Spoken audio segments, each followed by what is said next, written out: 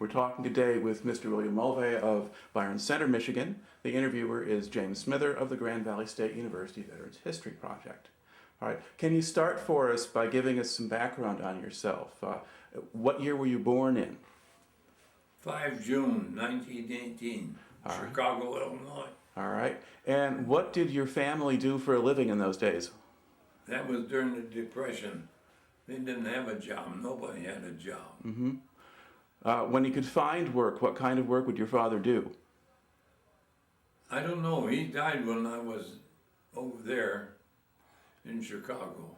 Okay, so basically when you were growing up, particularly in the 30s, you don't really remember anybody having a job? No. But then my mother was born in Indiana, but she's from a family that lived up on Gideons and Hall.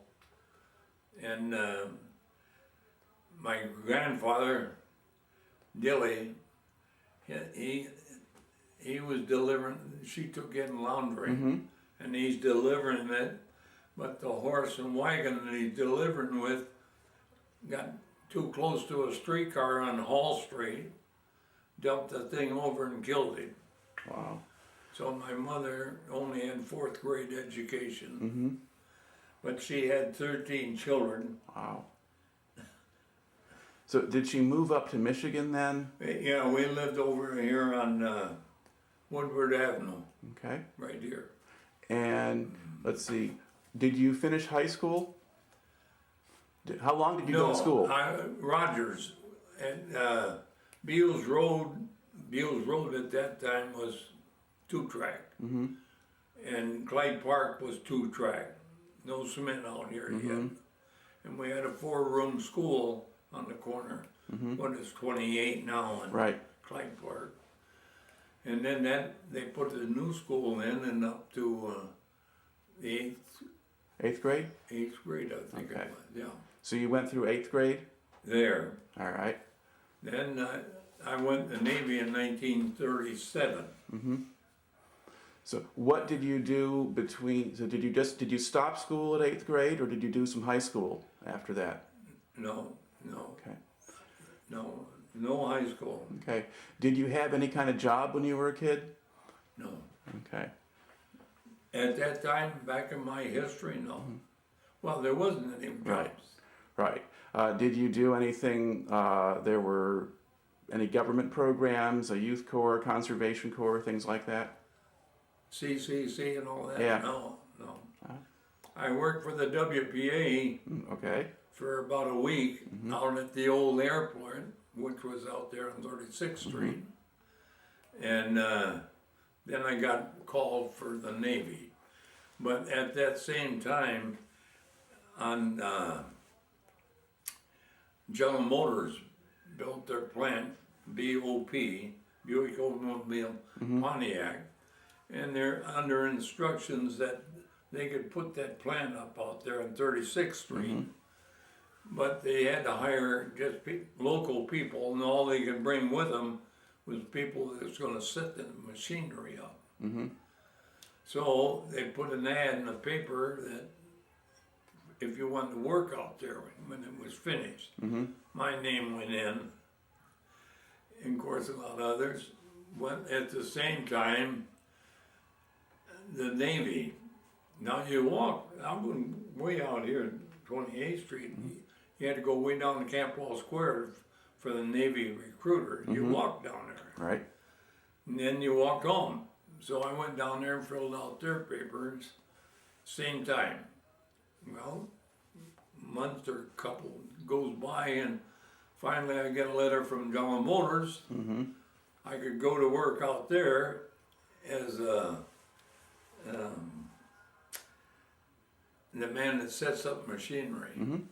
But then in the same mail came this card from my Navy recruiter. So I picked a Navy recruiter. All right. Now, when you decided to enlist in the Navy, why did you choose the Navy instead of the Army? I knew you was going to ask that, because when in order to go to the movie down to Galewood, if you picked up a tire on the dump, you could bring a tire down there and get in. Mm-hmm. They used that for fuel. Mm-hmm. Well, when I was every time they put on a movie in those days, it was they had a clipping first, Eyes and Ears of the World. Mm-hmm. And it always showed the Navy battleships coming into port, waves going over, and when all the sailors were by boats brought to the beach, there was all these starlets. Ah. All those starlets down there waiting for every sailor had a queen. Mm-hmm. So I can't wait. But when I got there, of course, I found it a little different. A little They different. were like alley-oops, umprididdle. Yeah. All right. Now, where did you go for basic training when you joined the Navy? Newport, Rhode Island. All right. And what kind of base or facility did they have there?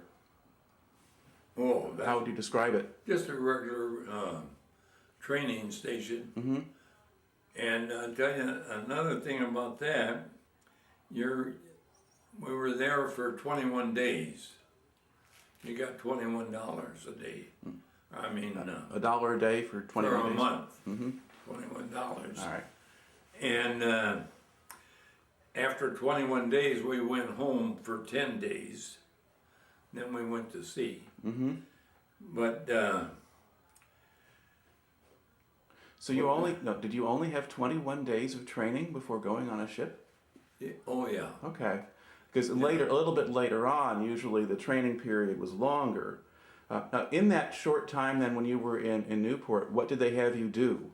well, you learn how to march and all that. Mm-hmm. I have 2 left feet, so I wasn't out there very much. But then when I went back off leave, Mm-hmm.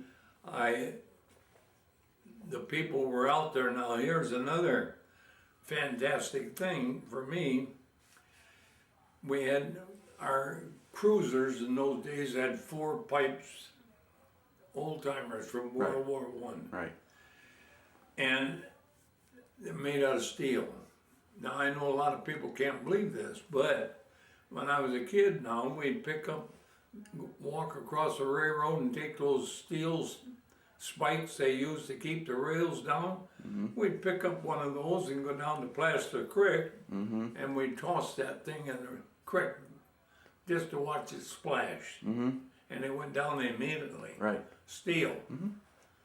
Now here I'm going back there, and there's 4 of these ships anchored up there, going to take us recruiters. Mm-hmm. I mean, new Recruits, yeah, sailors. right. But the thing is made out of iron, steel, Mm-hmm. and it's floating. I know it's hard to believe, but when you throw a piece of steel in the water and it sinks, and I don't know anything about ships or anything else. Mm-hmm. No, I just know about grasshoppers and sandbirds. Mm-hmm. But here I am now, going aboard those ships. It's made out of steel and they're floating out there. Right. But I didn't make any of those. All the rest of my guys in my company of 21, that was the name of the company, Mm-hmm. they were already gone to various ships. Mm-hmm. But I was sent down to Providence, Rhode Island, where I picked up an overnight ferry boat that went to New York City. Mm-hmm. So we slept aboard, and the next morning we arrived in New York City. Then I was put on a train for Norfolk, Virginia. Mm-hmm. Well, they had Jim Crow law then, those days. So when that train would stop, there's a lot of stores, trains in those days, you had to refuel Mm-hmm. and put water in them because they run off steam. Right. So you had quite a lot of time to get off the train, go over there in those stores and walk around. Mm-hmm. But the black, he had to go around to the back door. Mm-hmm. And all the Johns, 4 Johns in each building, 2 for the ladies and 2 for the black men. Okay. Now, had you ever seen anything like that before? Never heard of such a thing. Mm-hmm. And then we get down to Norfolk, and then I had to take a ferry at that time across the Elizabeth River. Of course, that's tunneled now. Mm-hmm. But I took a ferry across there to Portsmouth Navy Yard there. Right. And I was put aboard the Texas. And at that time, the Texas was changing from coal to oil. Mm-hmm. And the Texas was an old World War I battleship, wasn't it? Oh, yeah. Yeah, and it was one of the ones that winds up at Pearl Harbor a while after So that. then we went up the Severn River to Annapolis. And our new recruits from the Navy were coming. That's when they still toss their hats in the air. Mm-hmm. And some of them would put aboard us 3 ships. There was the Wyoming and the New York and the Texas. Mm-hmm. So we picked up a lot of those midshipmen, and we went to France, Scotland, France, England, and Denmark. All right. Now, what kind of assignment did you have? What was your job on the Texas? I was just a seaman out there in the fantail. Fantails that On the back of stern, the ship. right. Then when we got back to the States, I was transferred off and over to Norfolk, where I put the Boise commission. Mm-hmm. And she's the first of the square stern cruisers. Otherwise, you had them. So then we went to the World's Fair, like I told you before. And then we all had to go through the canal, make a speed run out to the west coast. And we stayed there, and then we moved out to Pearl Harbor. All right. Now, Now at Pearl Harbor, we picked up the 2 transports that's loaded with Marines and took them to Manila. Now those are the boys that took that death march. Right. Okay. Now, I need to back up your story a little bit. Get to fill in a few more pieces of it. Now, before you had gone on that ferry boat from Providence down to New York, had you ever been at sea before? No. Or out in a boat? Okay. And do you remember anything? The biggest thing I ever saw was that thing out there in Reed's Lake. Mm-hmm. That used to go A around. little paddle. Yeah. All right. Now, how did you respond to being on the water? Did you get sick, or did No. you just? Okay. Never seasick. All right. Now, when you were making your first trips out on the ocean after that, going across to Europe and back, and that first time, do you remember anything about the weather conditions or anything else? No, my first cruise was that we went to Cape Town, South Africa. And the Navy Department gave us permission to go 400 miles out of our way. So that we went over the equator, 0, 0, 0, longitude 0, 0. And we went to Monrovia, Liberia, and that was made up of Africans, slaves in the United States, was put up, those that wanted to go overseas, that's where they went. Then we went from there to Cape Town, South Africa. Okay. So you did that because you had mentioned before that you had gone across to France and Scotland and things like that. No, that's afterwards. That's later. Okay, so your very first cruise. So what ship were you on when you went down to Cape Town? The Boise. Okay, all right. That's a cruiser. Right, but you were on the Texas before that. I was on the Texas, and I got off that when we brought all the midshipmen back. All right. Okay. So you were only on the Texas, just along the coastline of the U.S. Yeah. So then, okay. So but then on the Boise, then you go down to Cape Town and back. All right. Now, did you go to Europe before the World's Fair or after it? No. See, the World's Fair is when I first went in the service. Right. Okay. So that's sort of the first thing you're there for. Yeah. I'm just trying to get things in order as best we can and try to follow you around as you are sailing about.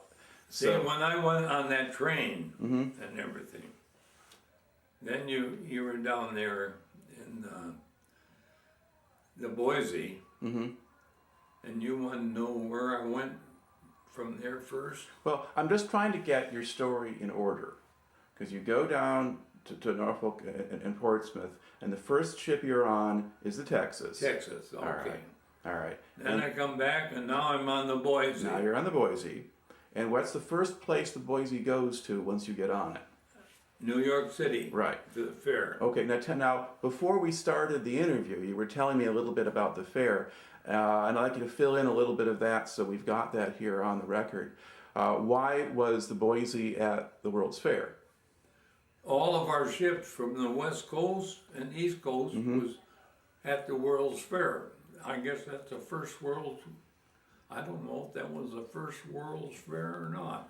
Well, there were earlier ones, but it was a big event, and we were bringing the whole Navy there. And then you said that Mr. Hitler over in Germany, he thought we brought those over there to attack him. So now, and then the Navy had the chance of seeing how fast a fleet could go through the Panama Canal. All right. You see, the water has to be brought up to each And the ship, locks, and you go through the Guadalcanal lakes.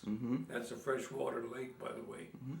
We love to go through that because that kills all the barnacles and grass on the side of your ship. So you don't have to go down there and scrape them off. That's right. So we like to go around there. All right. So you did that. Then, do you remember how long it took to get through the Panama Canal? No, Okay. no, it wasn't too long. All right. You go through. And then you went then from the Panama Canal, you kept going over to Hawaii then? No, went to Pearl Harbor. Well, that's in Hawaii. All right. Yeah. Okay. And you got to Pearl Harbor. So now, is this still 1938 at that time, do you think? Or have we made it to 39? I'm 39 now. All right. And then you said from Pearl Harbor, you took a group of Marines Yeah. over to Manila. That would be in 40. All right. Then we did all of our maneuvers in around Pearl Harbor till that time. Now somebody might have known that the Jap fleet was coming, I don't know. But they had to know, because you can't just take a fleet and go across without being seen. Seeing's not so close. Now we're taking all these Marines in this it's a convoy of two, and we're going to Manila with them. So the Japs had to be coming higher up where we didn't see them. Well, if you were doing that in 1940, I mean, Pearl Harbor is not until the end of 41. But yeah, but they probably knew, they had spies and things like that. They probably knew who was going where. And they were certainly watching the Philippines by then, because that's part of their plan. All right. Now, after you made that trip out to Manila, then you kind of go back to Pearl Harbor, and you're based in Pearl Harbor. Did you go to other islands? No. Okay. No, we stayed right there. They tied those things up over there on the beach.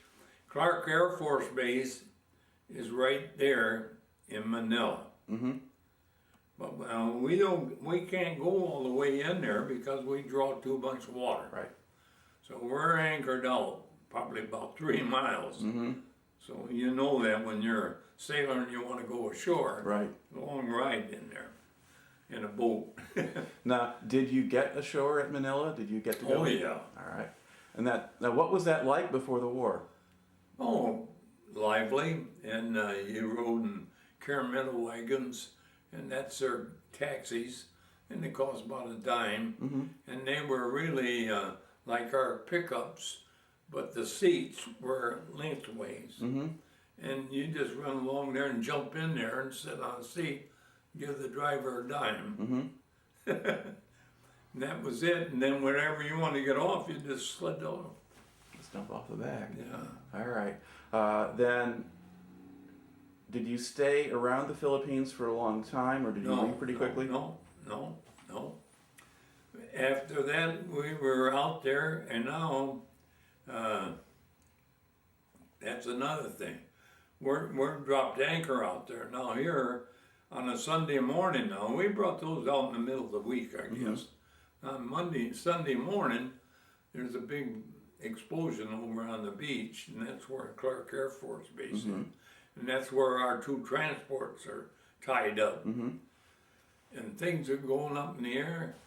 Well, we thought that when you're living around an air base, a lot of our boys would go out and drop bombs for training. Right. But once in a while, one would hang up. So he didn't dare land. He'd go out there and keep fussing around until he dropped off. Right. Out in the field, see? Nobody got hurt. So we thought that must be happening because that's the air base, a military air base. So, and then pretty soon one of those single fighter planes flew over the top of us, and the rising sun's underneath on the wing. We wonder what the heck he's doing over here, because we don't know anything about the war yet. Right. So about a half hour later, we get word over the radio, that we're at war with Japan. She's out there blowing up Pearl Harbor. All right. So the war starts, you're off of Clark Air Force Base in the Philippines. Yeah. All right. So the trip that you made carrying those Marines, you had said earlier that was 1940, but that must have been 1941. 41. It was 41. Yeah. Okay.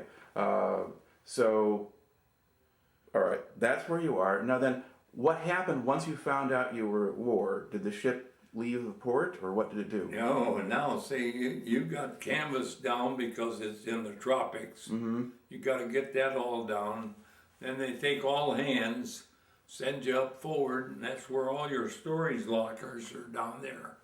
And you get gallons of paint. Comes in 5-gallon cans. You shove those one by one all the way up the top deck there.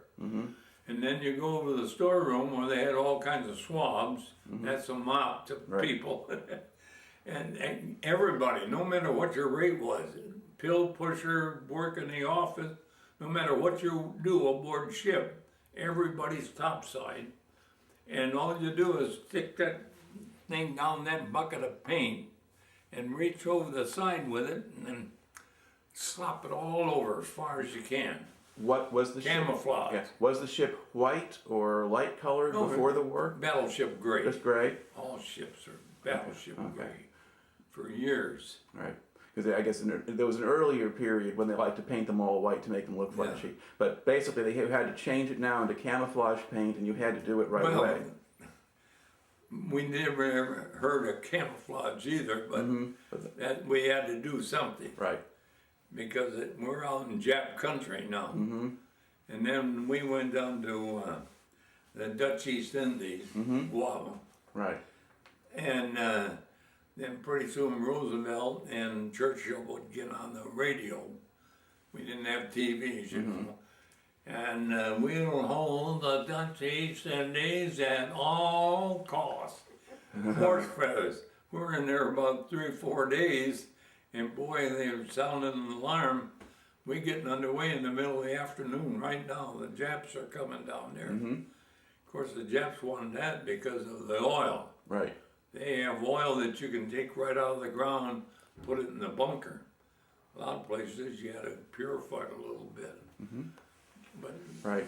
Okay. Well, the Allies did try to defend the East Indies. They had a number of American and Dutch and British and Australian ships, and the Japanese shot up. Now, did you get into a naval battle at this point, or were you attacked by aircraft? you know, you think there's a lot out there. The Asiatic fleet, which they made us part of it, but we're the newest ship. Yep. All the rest of them are all old Pipers that was in World War I. Yep.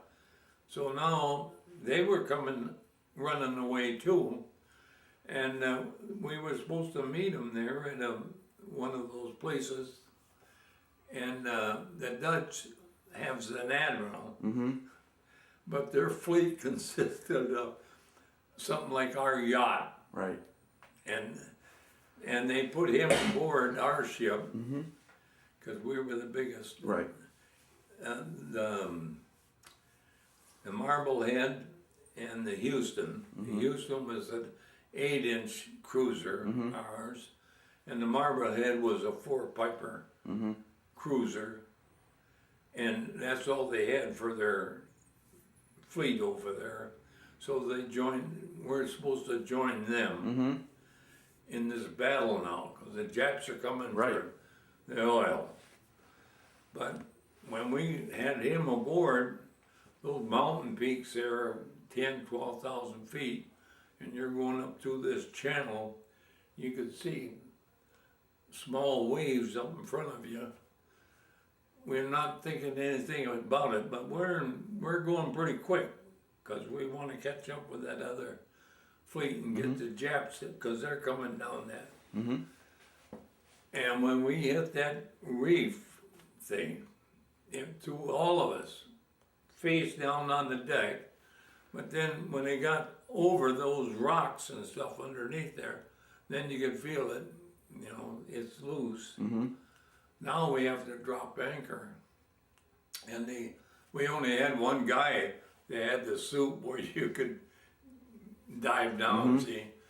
And we had a big long rip along the bottom there, about 300 feet. Our ship fitters and everything aboard, we have all that stuff.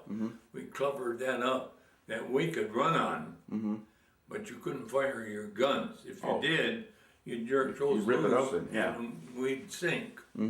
So we couldn't fire anymore.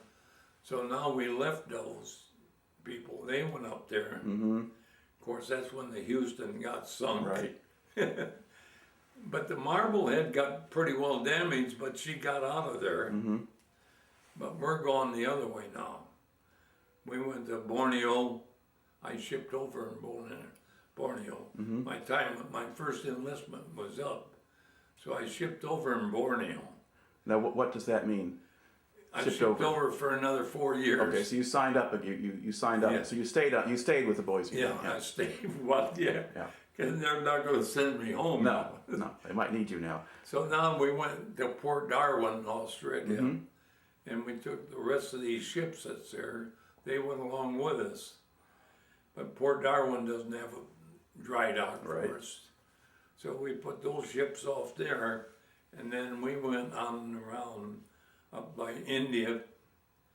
And meanwhile, during the night, bombers took care of all that, our fleet that we put there in Port Darwin, Australia, sunk them.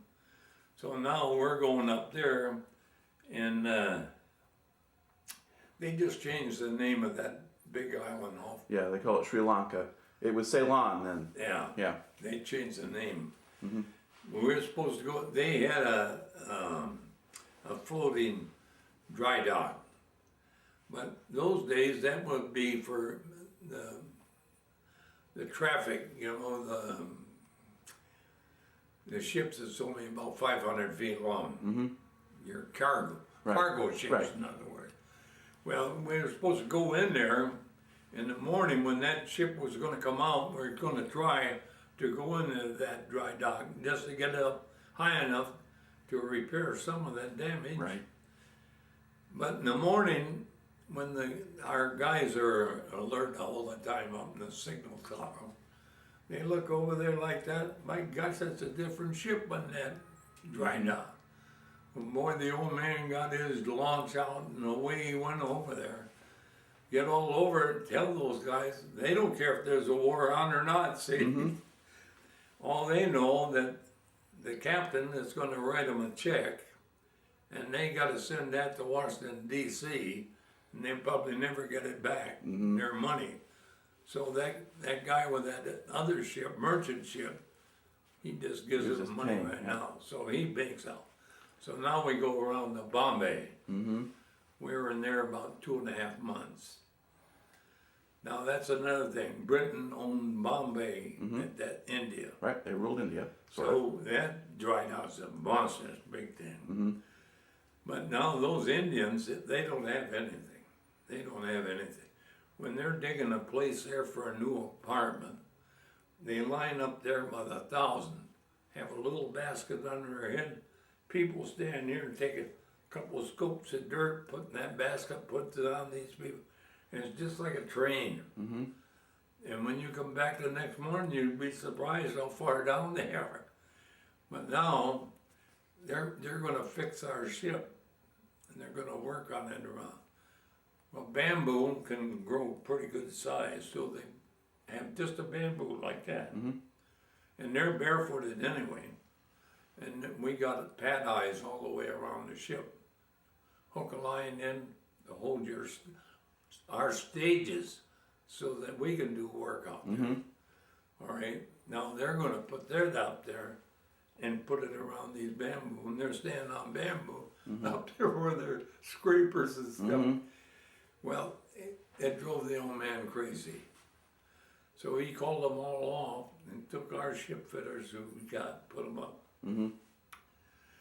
It wasn't a half hour later, and you heard a big buzz, and you look around that dry dock, 1 million of those Indians, 4 or 5 deep, all the way around that dry dock. And now you hear, they got a different type siren than we do. Mm-hmm. Here comes these British flags just a flying up there. He's the head of India, see? Mm-hmm. Then he gets there and he jumps off that and runs across the gangway. Where's the captain of this ship? But he's got that swastika on his hand, you know. Those British officers always had a thing under their arm. I think I can call that. And he wanted to see the captain. What the heck are you trying to do? Cause a revolution here? Mm-hmm. So the Indian workers were all angry that they'd been fired. That's right. Yeah. Get those men off the thing there. Let these people do it. Mm-hmm. Well, they don't have anything. Maybe a screwdriver and a hammer. Mm-hmm. Well, that took 2.5 months. We sat there. Now, how did you spend your time during those 2.5 months? Well, you just clean what you can on the top side. Now, did you go into town? Did you go into Bombay? Oh yeah, you do that. Yeah, every day you're in town, and the cows walk free all over the city, and babies laying alongside the curb, blow that out and flies all over them. And if you want to get a haircut, you go in there and you sit in the box, you jump up here in the box, squat up like that. You have a hair butcher trying to cut your hair. Yeah, gosh sakes, that was quite a place. Then when we got out of there finally, we went down to Australia again, Melbourne, Brisbane, Sydney. Then we went over to Auckland, New Zealand, and we were there for a while. And then we came back out. We was going back to the States to get repaired. And by that time, the war was going pretty good. And especially down around... Well, there were big naval battles around Guadalcanal. There were, in the Solomon Islands, there were a whole series of battles between the Americans and the Japanese. Yeah. They got a lot of ships sunk. But you managed to miss all of that because your ship needed to be repaired and you couldn't fire your guns. Yeah, but when we got all fixed up there in home, and then went back down there in the fight, we were down in, we're protecting Guadalcanal.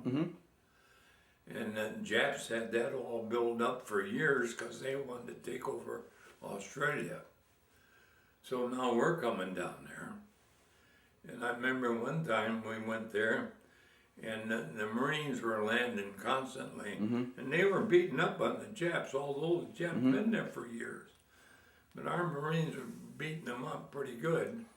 So now they have to bring in troop ships loaded with them, see. But they didn't dare because finally our Seabees took like palm trees. There was all kinds of them along the beach. They cut those all down. And then those great big nets that you make on the highway, on the metal, they brought those down on flat tops on ships.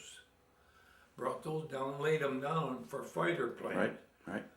And some of those had JADO assist. When they put that down, big smoke comes out, but it helps them get up and go with a load, see. They put all the bombs they could on those things. fighter plane. They could get bombers in there.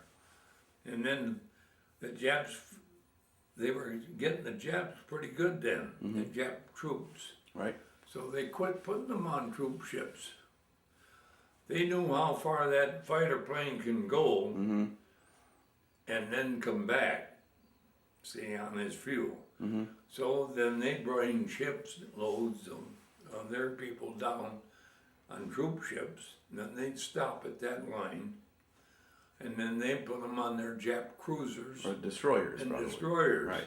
Because they're fast, and they get in there, dump them at night, in the dark, and get back out before we could get a chance to fire on them, Right. see? Right. So now that's what we're gonna do. That's what we go up there. You were going to try to stop the destroyers?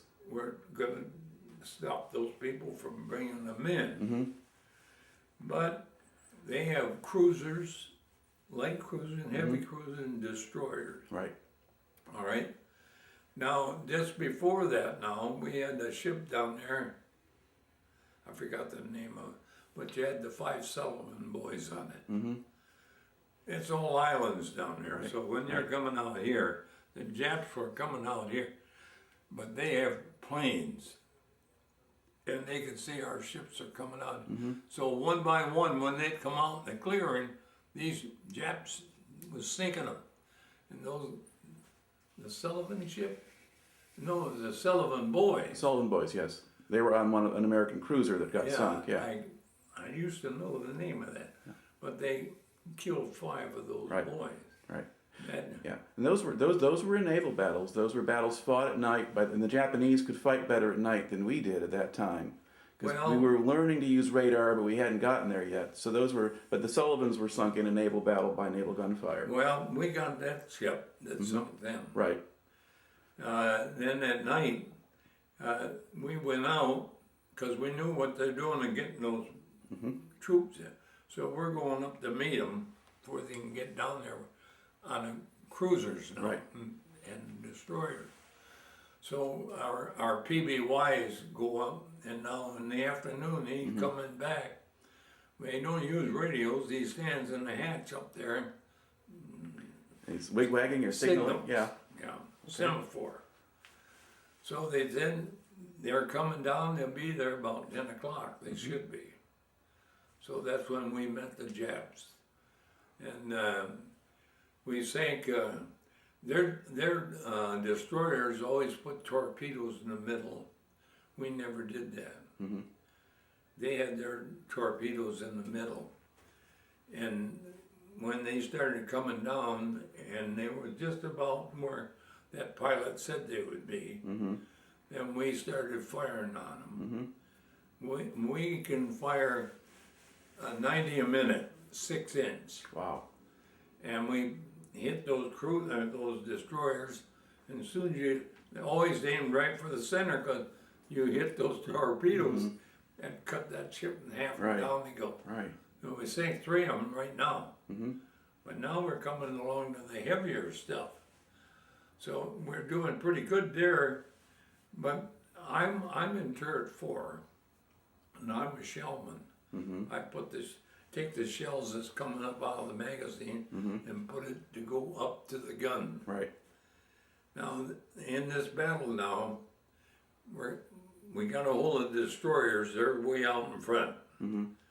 They're looking for submarines and stuff, plus loaded with troops. Yep. See? So now we got those destroyed. Now here comes the big boys. And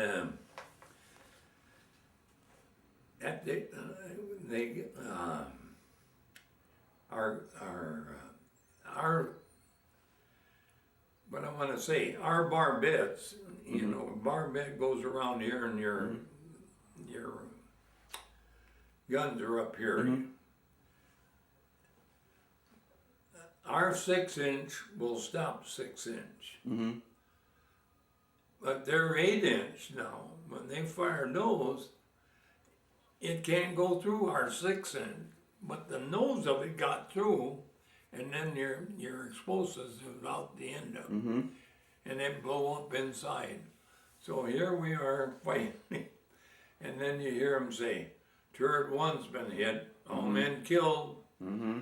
Turret 2's been hit, all men killed. Turret 3's been hit, all men. And I'm at 4. Right. So we're hustling, keeping those bullets going up there, see. But Pensacola, our heavy cruiser, was back quite a way, but they could see we're all on fire and everything.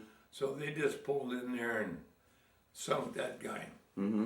They gave us credit for that, sinking 2 heavy cruisers, 3 destroyers, and 1 light cruiser. Okay.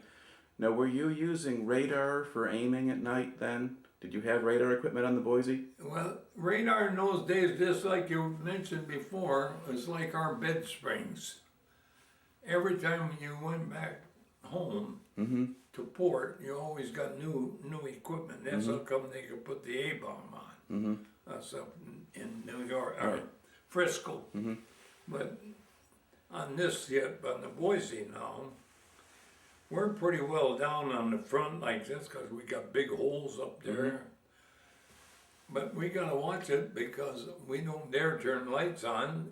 They'll think we're the Japs and try to sink it. Yep. So we got a repair island up there not too far away. So when we got there and as far as we could go, and no more firing because everything was sunk. We got up there and those boys went in there and fixed us up the best they could.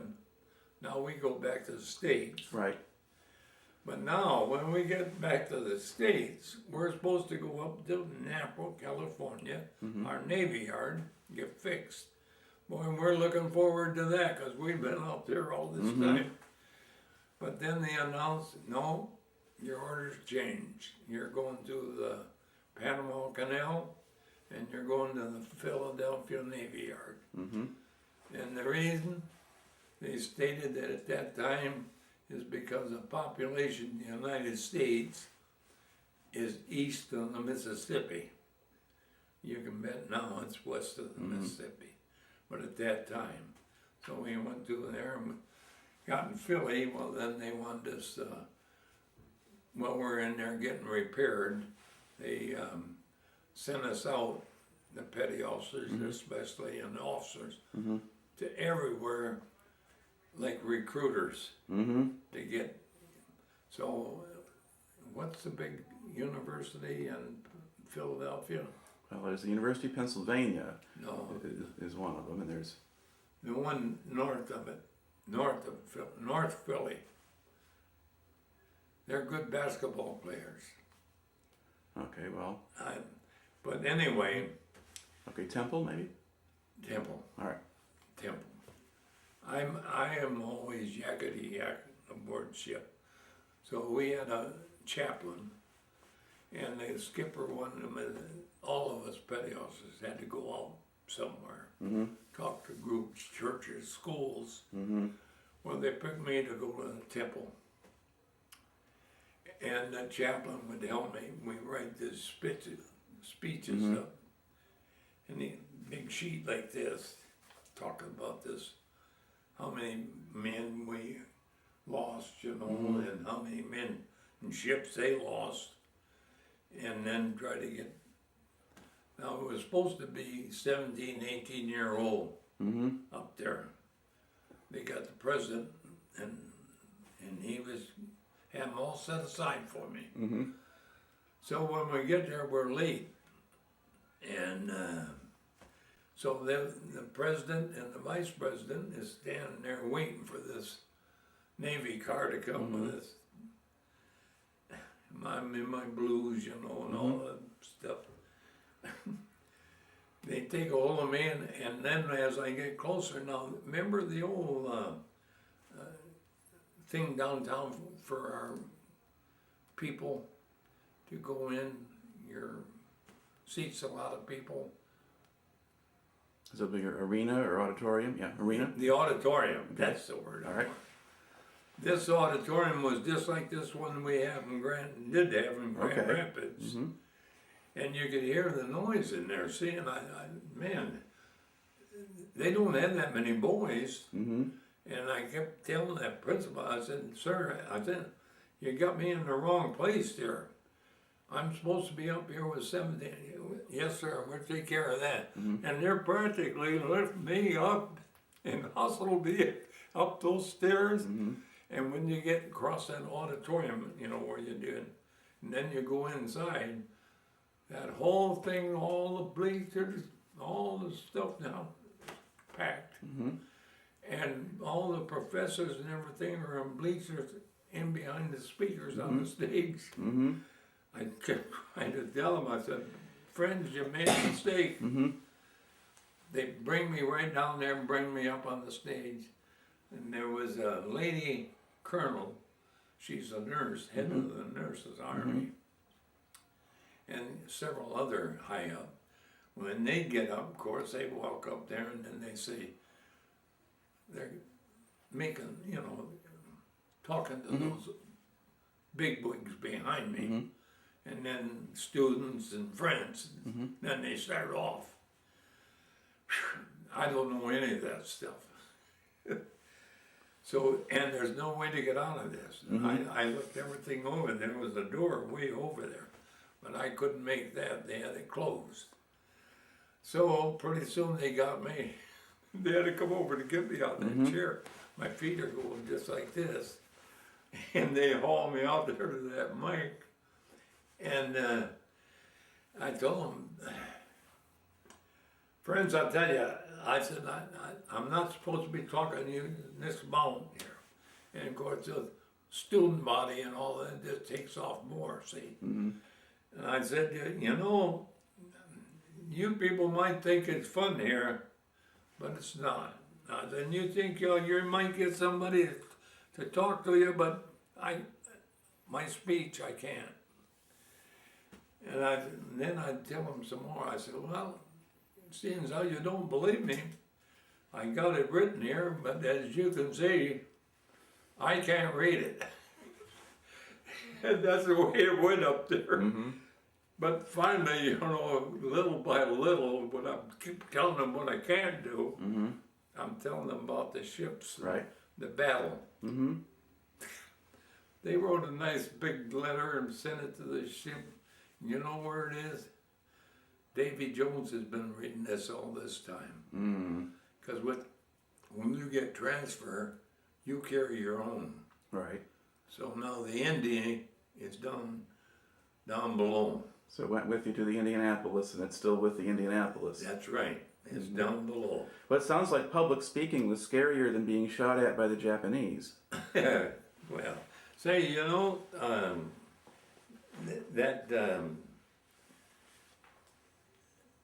talking like that, I'm telling you about that history station now.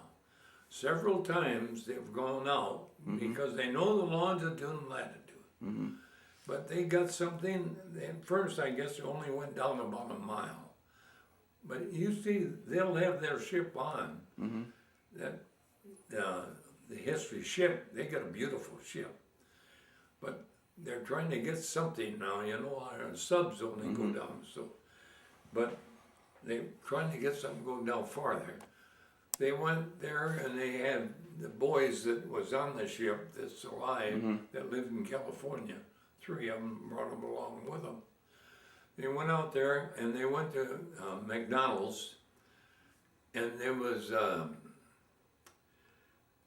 82 of us was left then. And they got those coffee cups or the and the ladies wrote on there, USS Indianapolis CA-35 on every cup. They put that in the bag and put that in that bell that's going down. The bell, I think, went down 2.5 miles. Then it gives an indication. Don't go any farther, it'll explode, see? So they haul it back up, take it out. And now they give each one of us that cup. Believe it or not, that cup is only that high. This great big cup like that. So that high. And the printing is perfect. I got it in my metal case. All right. Let's pull ourselves back into your main story. You've done your public speaking thing in Philadelphia, you gave your speech or whatever, you go back Now, at this point, you were waiting for the Boise to be repaired. Yeah, Then did you get switched over to the Indianapolis at that time? No, Or no. what happens next? They put me on, they send me down to New Orleans. Mm-hmm. Now I'm going on a ship that's made here in Michigan. Up at the three cities, they got a, Mm-hmm. they make ships for cargo. Okay. So, Not the real big ones, but, Mhm. and I went on a PC mold, 1130. That was their number, PC 1130. That's a sub chaser. mm-hmm. And that's made up there. Now you wonder, how did I get on it? Mm-hmm. It had to go through the Chicago Canal. Mm-hmm. Believe that or not. Yep. So now you have an idea how big it was, and yet how small it is for the job it has to do. Mm-hmm. Goes down that canal to the Illinois, Mm-hmm. Illinois down into the Mississippi, Right. and then the Mississippi down to New Orleans. And down there I was transferred off to wait for this ship to come. See, I went down there by train Mm-hmm. from Philly. Okay. And you went to Your ship fitters that Right. made this ship Mm-hmm. brought it all the way down to here. Okay. And we're going to take it over from here down to Miami Mm-hmm. for they call it outfitting. Right. And that took us, I don't know how long, but first we had to get our officers aboard. Believe this or not, our officers came, 4 young men that graduated from Dartmouth, Mm-hmm. that's in New York. Well, New Hampshire, but yeah. So and now I'm the oldest one on there. I'm the second oldest in age, but I had more experience than any of the others. None of them had C. Mm-hmm. So I asked, you don't talk like that to officers, you know. But I asked him, I said, friends, I said, how'd you make captain? Yeah. Well, he said, you won't believe this, but he says they came to our graduating class, and I had the highest marks, so I'm captain. And then he named off the other guy. He's second in command, you know. And the third guy was the gunner's mate. He had a gun rate. Mm-hmm. And the other guy, the fourth one, was chief engineer for Right. him. That's what we had. Now we got our officers aboard. Mm-hmm. So now, and they got, somebody's gonna play navigator. They got a ball laid up. So the Mississippi comes out like that into the Gulf, you know. Then you go down there by Miami, where all those hotels are along the side, but you got a canal down here. So we go up that canal and we tie up right downtown to the main street in Miami. And that's where we get all of our lines and your bullets and everything to run the ship is there. So we were there, I don't know how long, putting that stuff on there. Mm-hmm. That's the first time on a Sunday morning, I remember that, sitting on the bits up there with a cup of mud in my hand. Mm-hmm. And I'm looking down at the stream, but it looks like something making this stream go backwards. And I can't believe it. If it was a box or something like that, it'd be different. But it's something underneath, and it's coming this way, but you can't see it. See? But when he got way up here, you know what it was? One of those golden darn things that looked like a cow.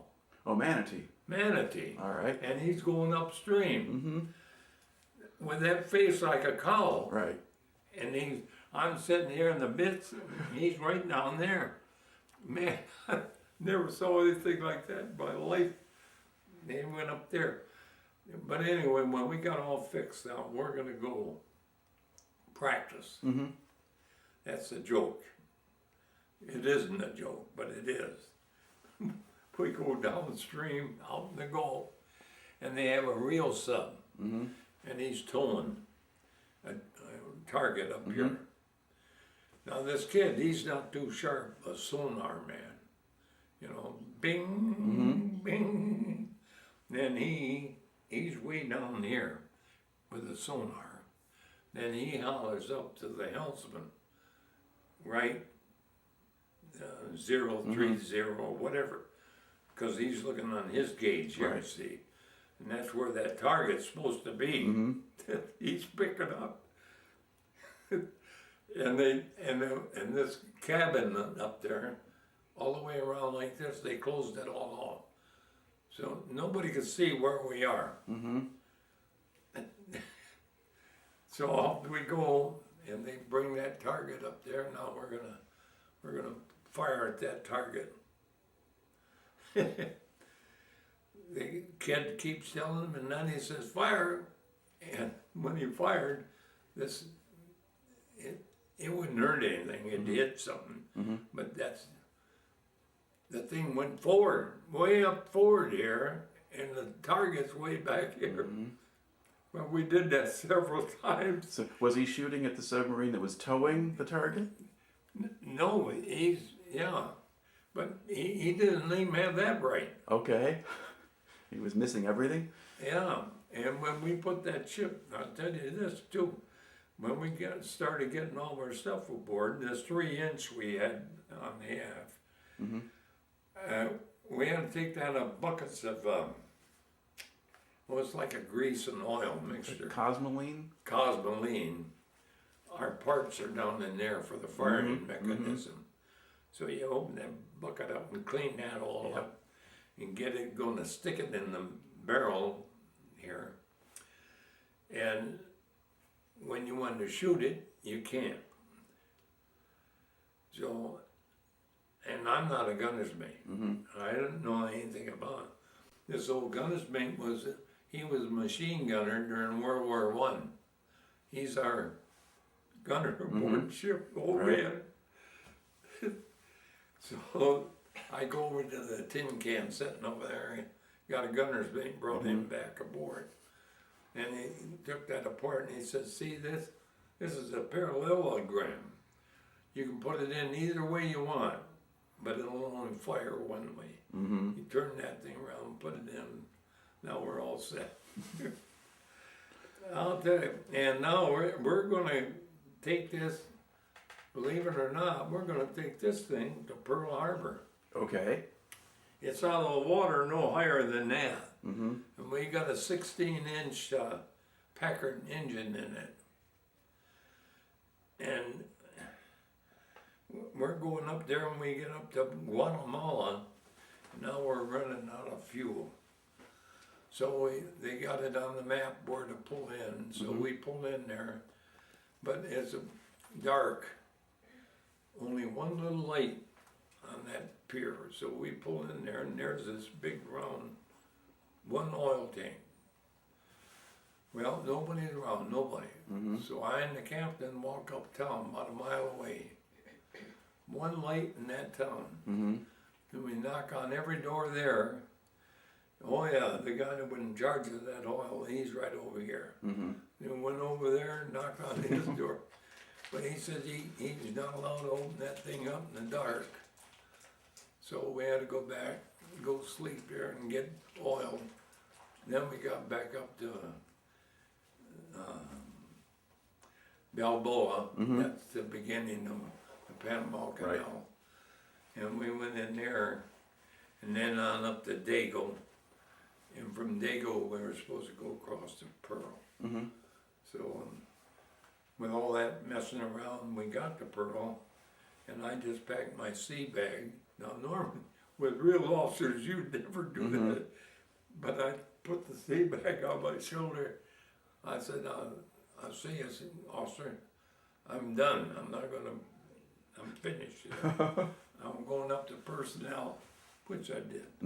But that's how I got on the Indy.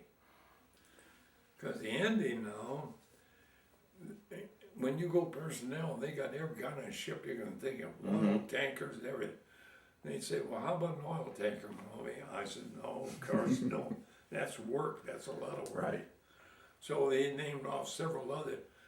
And I told him, no, I said, I'm a heavy cruiser man. Mm-hmm. He looked there, he said, well, the Indianapolis just got in. Here's your order. Send me to the Indianapolis.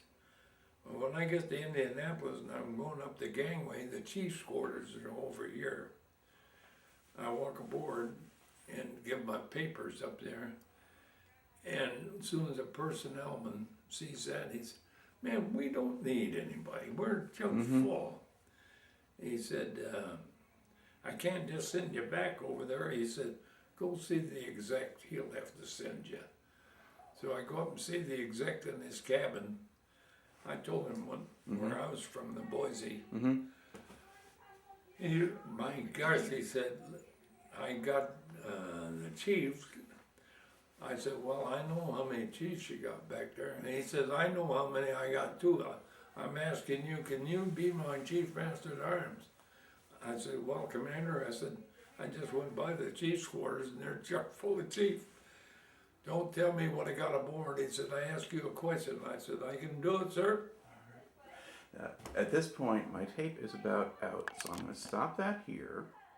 Now, we've gotten to the point of your story where the executive officer on the Indianapolis had informed you that you were going to be, is Chief Master at Arms, was that the term? All right. Now then, did you go back again to the chief's quarters at that point? What happens after he signs you on? No, I have my own. Chief Master at Arms has his own office and everything. Yeah. Right. And then how easy was it for you to adjust or work with the guys once you had that assignment? Did you have any trouble at that point? Or? No, never. All right. No. See, I'm not a guy. I'm not a bookman. I'm not a bookman.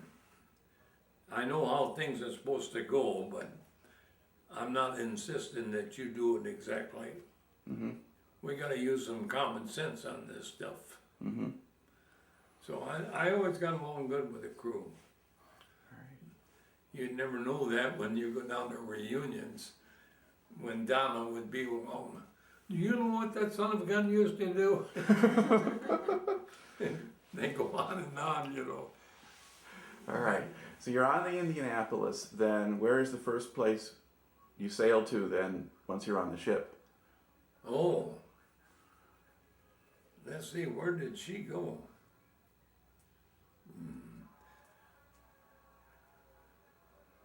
Now, were you supporting landings or invasions someplace, or escorting convoys, or what were you doing? Well, yeah. Our first one was at Tarawa. And we go up there. You know, I called a recruiter, Army recruiter. You don't have to put that on there, but I asked him how come he can get people to go over here and fight. See? Well, he doesn't know, so then he puts me in Grand Rapids. And I don't know what that guy's rank was. And I was telling him, I said, well, sir, you know, I keep watching that television and everything. I tell you this, if Eisenhower and my guy with the tanks. Patton. Huh? Patton? Patton. I said, if they would run the World War II war like these two guys are doing over there in Iraq, Hitler would be sitting in the White House, Tojo would be his vice president. I said, another thing, you keep telling us over and over how it costs so much for our fight that war there. We got a whole fleet that we don't use that costs billions. Why don't you send those back home, put them in mothballs? And I said, the Air Force, they're more expensive than we are. Why don't you send all those people back and put them out in the desert and save our planes? We're not using them, you know. That thing there reminds me of when we first came out with what's the head guy with cops in the United States? The head man. You mean the person in charge of the FBI? FBI. J. Edgar Hoover? That's it. You know, I can rattle his name right off. He, and fighting old Scarface in Chicago, they go from apartment to apartment. What are our guys doing? Same stinging thing. No help from the Air Force or nothing.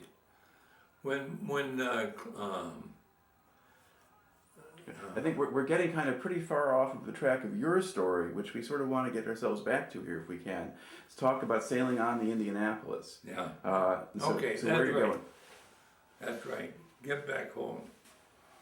I'll roam around all over. All right. So you're sailing off in the Indianapolis. Do you remember some of the cruises? We hit all those islands all the way out in the Pacific. And the old man, he was charged of Fifth Fleet. Now the way that thing worked, whenever you took over one of those things there, you had to bombard it for about a week or so, and then make your landings and take those islands over. And maybe 2 or 3 at a crack. We're bypassing a lot of them. Right. Because the Japs, and that's slowing them up. Because they can't come all the way across. That's all. Well, they can't get off the islands if we go around them by then. So they were stuck. So Yeah, we just left some they there. could get help, see? And the Japs could use those as stepping stones to get to us. We're knocking those stepping stones off. Well, Commander, our guy, he was always a cruiser man. And so when we took over Chihuahua, Eniwetok, and all those islands in a row, then we would go in the Third Fleet. We would. But our flag, that's Admiral Spruance and his crew that writes up these engagements, they went back to Honolulu, where the big offices are. And then Halsey, he was a airman, because he's a flyer. So he was always skipper of the Third Fleet. That means all the ships in the Third Fleet, he has charge. And he has a whole bunch of islands that he's going to take. And that's the way it worked, all the way out to Tokyo. Now, do you remember which of the islands your ship went to? You said you went to Tarawa, but did you get there after we had already captured that? No, we captured it. Okay, so you were there for the bombardment then. We took that one over. And Gilbert Islands and... Right. So Kwajalein, Eniwetok, and we had Saipan, Tinian, and Guam. Right. Those 3 together. And we had Okinawa. Yeah, and Iwo Jima too, right? Iwo Jima. Yeah, we took over a lot of them. Now you mentioned, I think, off camera, that when you got to Iwo Jima, you were in position to actually see the flag go up on Mount Suribachi. You could describe that, what was going on, what did you see? But see, that's way up. They're high. Right. Yeah, out of the water. And those people there, and those islands out there are volcanic. So when they chiseled those things out, that's why it was so hard to fight. Right. Iwo Jima there. Those people there are all down below. Now we have all of our big battleships, 16-inch guns. Heavy cruisers, 8-inch. Light cruisers, 6-inch. Fired at that thing for a week, plus the bombers. I forget how many carriers we had. Yet when we go to make the landing, those brothers are there like nothing happened. Yep. See, and that's the way Tokyo is. They got whole cities underneath, and that stuff there. Do you ever try to walk through one of those tunnels that's made up of that? Well, you can do that on the big island, Hawaii. The way that hurt or... So the volcanic tunnels? Yeah. And you walk in and down in there, just like steel. Well, that's where a lot of those islands, and they chisel them all out, cities in them. Mm-hmm. So you have one hell of a time when you want to go down there. And we would have lost millions had not Harry used the A-bomb. No number. Yeah. Okay. Now, did you say when you were at Iwo Jima, you said you could see could you see Admiral Spruance looking out Oh, through his glasses to see the mountaintop and that? yeah. Well, he's always there. Mm-hmm. My job was all over the ship. There, he was always out there in the wings. Okay. Yeah. What can you describe a little bit your job? What does a master at arms do? He's the same as the sheriff. The captain, whatever he wants done, he tells his exec officer, and then he tells me. Mm-hmm. And I see that those things get carried out. Well, what kinds of things? Anything at all. So if you're getting the ship underway, or you were going to... Oh no, I don't have that. That kind of thing. No, that's for the quartermasters. All right. Yeah. So then what would be the kind of thing that Well, men, like a sheriff. you do? Okay, so just policing and Yeah, that's it. organizing who's going where and doing what job when and Yeah. that kind of thing. Okay. Yeah. Right. Yeah.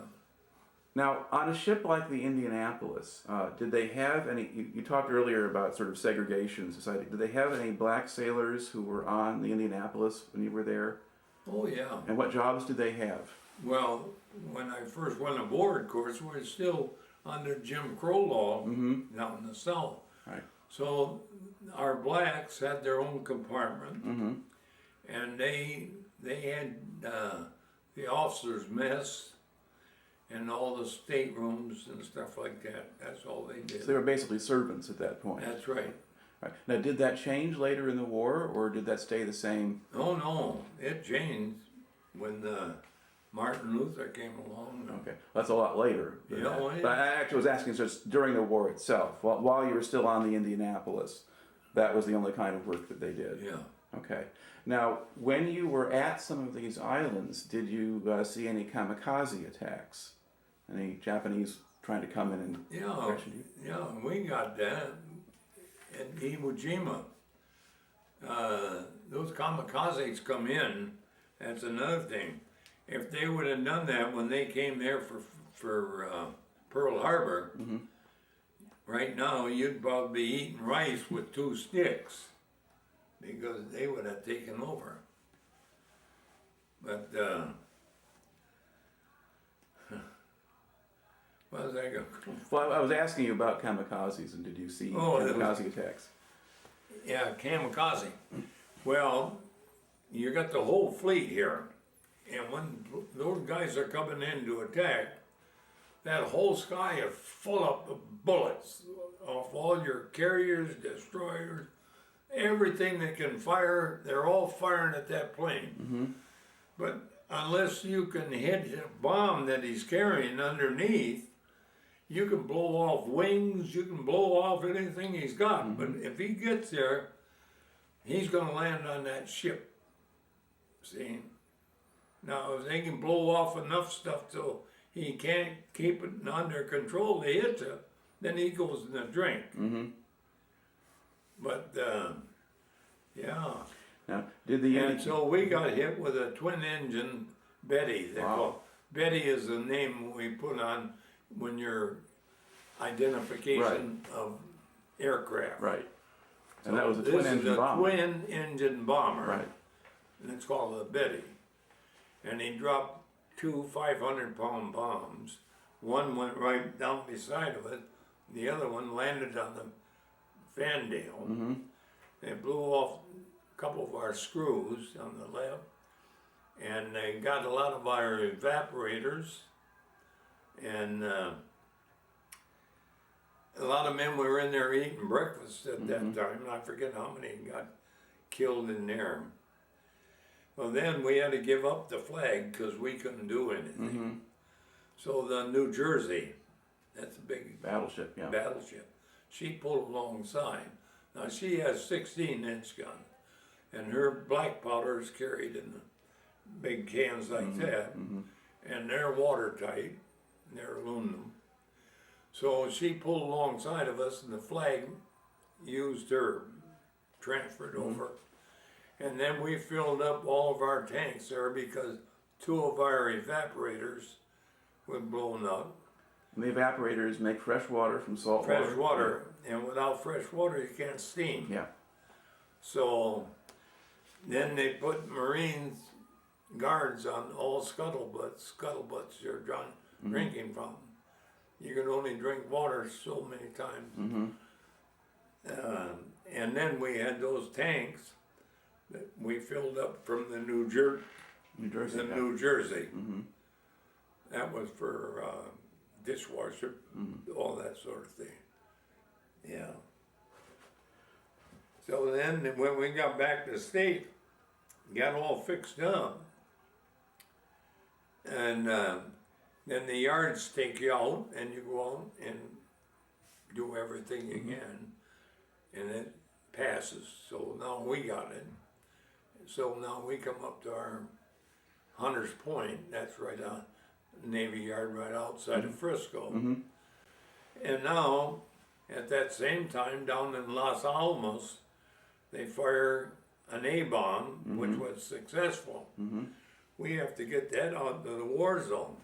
But in those days, we didn't have planes that could go 10, 12,000 miles. Right. So, but here's a ship, just like new, coming out of the yards. That's how come they put her on there. Right. And but they were always putting new things on. Every time you come back, you might get new radar up here, you might get this. So nobody pays any attention to it. The only difference was their protection of it. And even that, nobody paid any attention to that either. So it's another Marine. So what? Did the bomb ride on deck, or was it down below somewhere? No, it was on deck. Okay. It was up there in officers' country. Big flat area there. And this crane, a shipyard crane, to put it up, I think it weighed 11 tons or something like that. Whatever it was, we have cranes that picks our planes up, but it was heavier than that.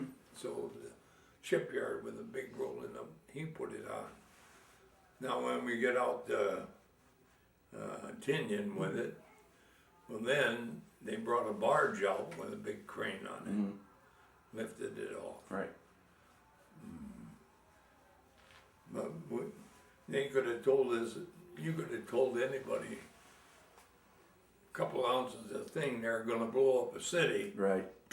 So what? You always had fish tails going around all the time. Nobody would have paid any attention to it. All right. And then, so when did you deliver that? Was that in July or August, or you're not?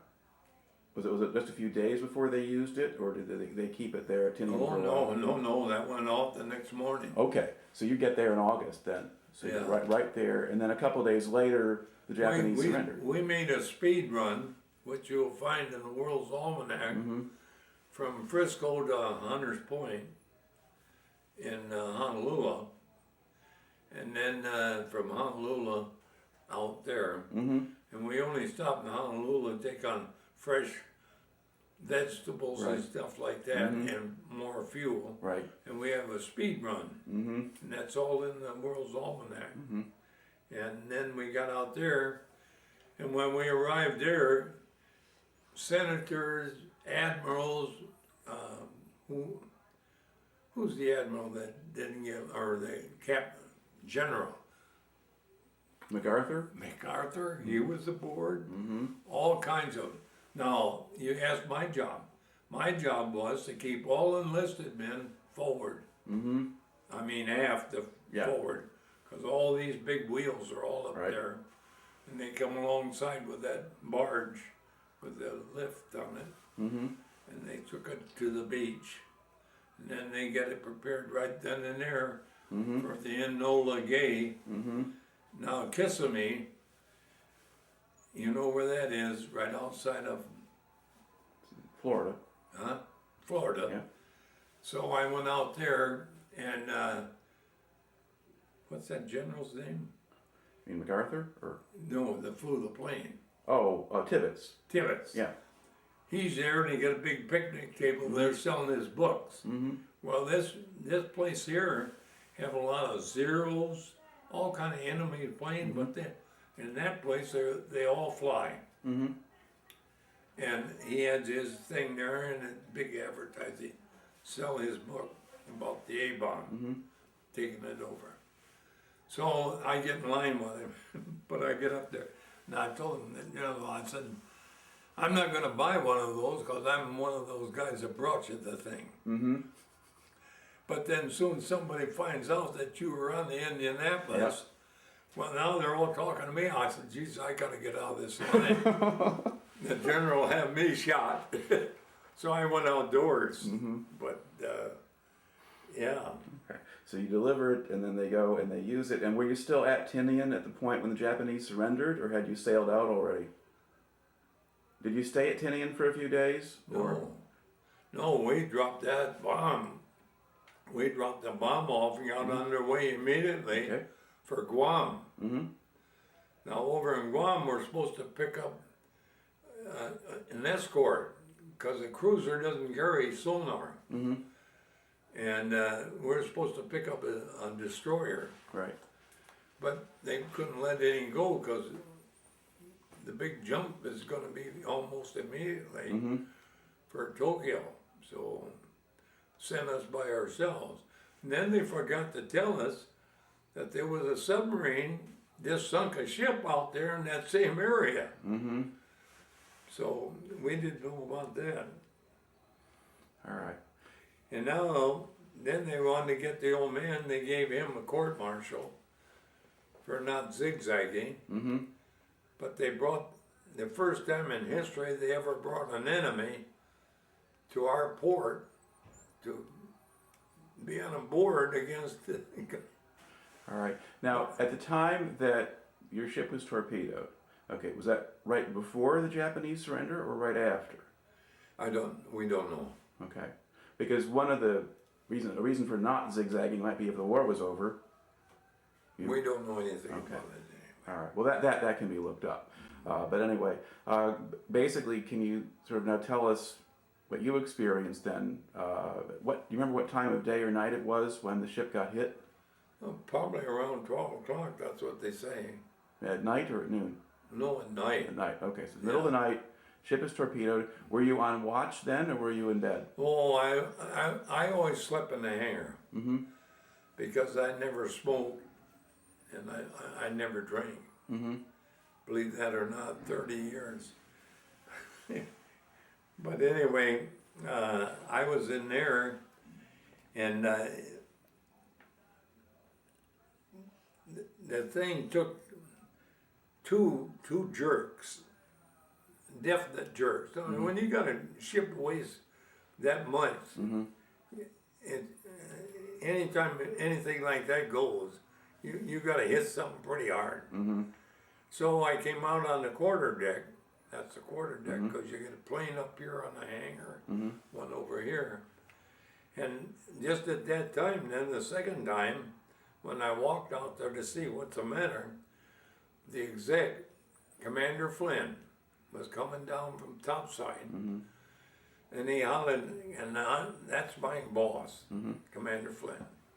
He said, Mulvey, I want you to go up on the forecastle right now and see what all those people are screaming about up there.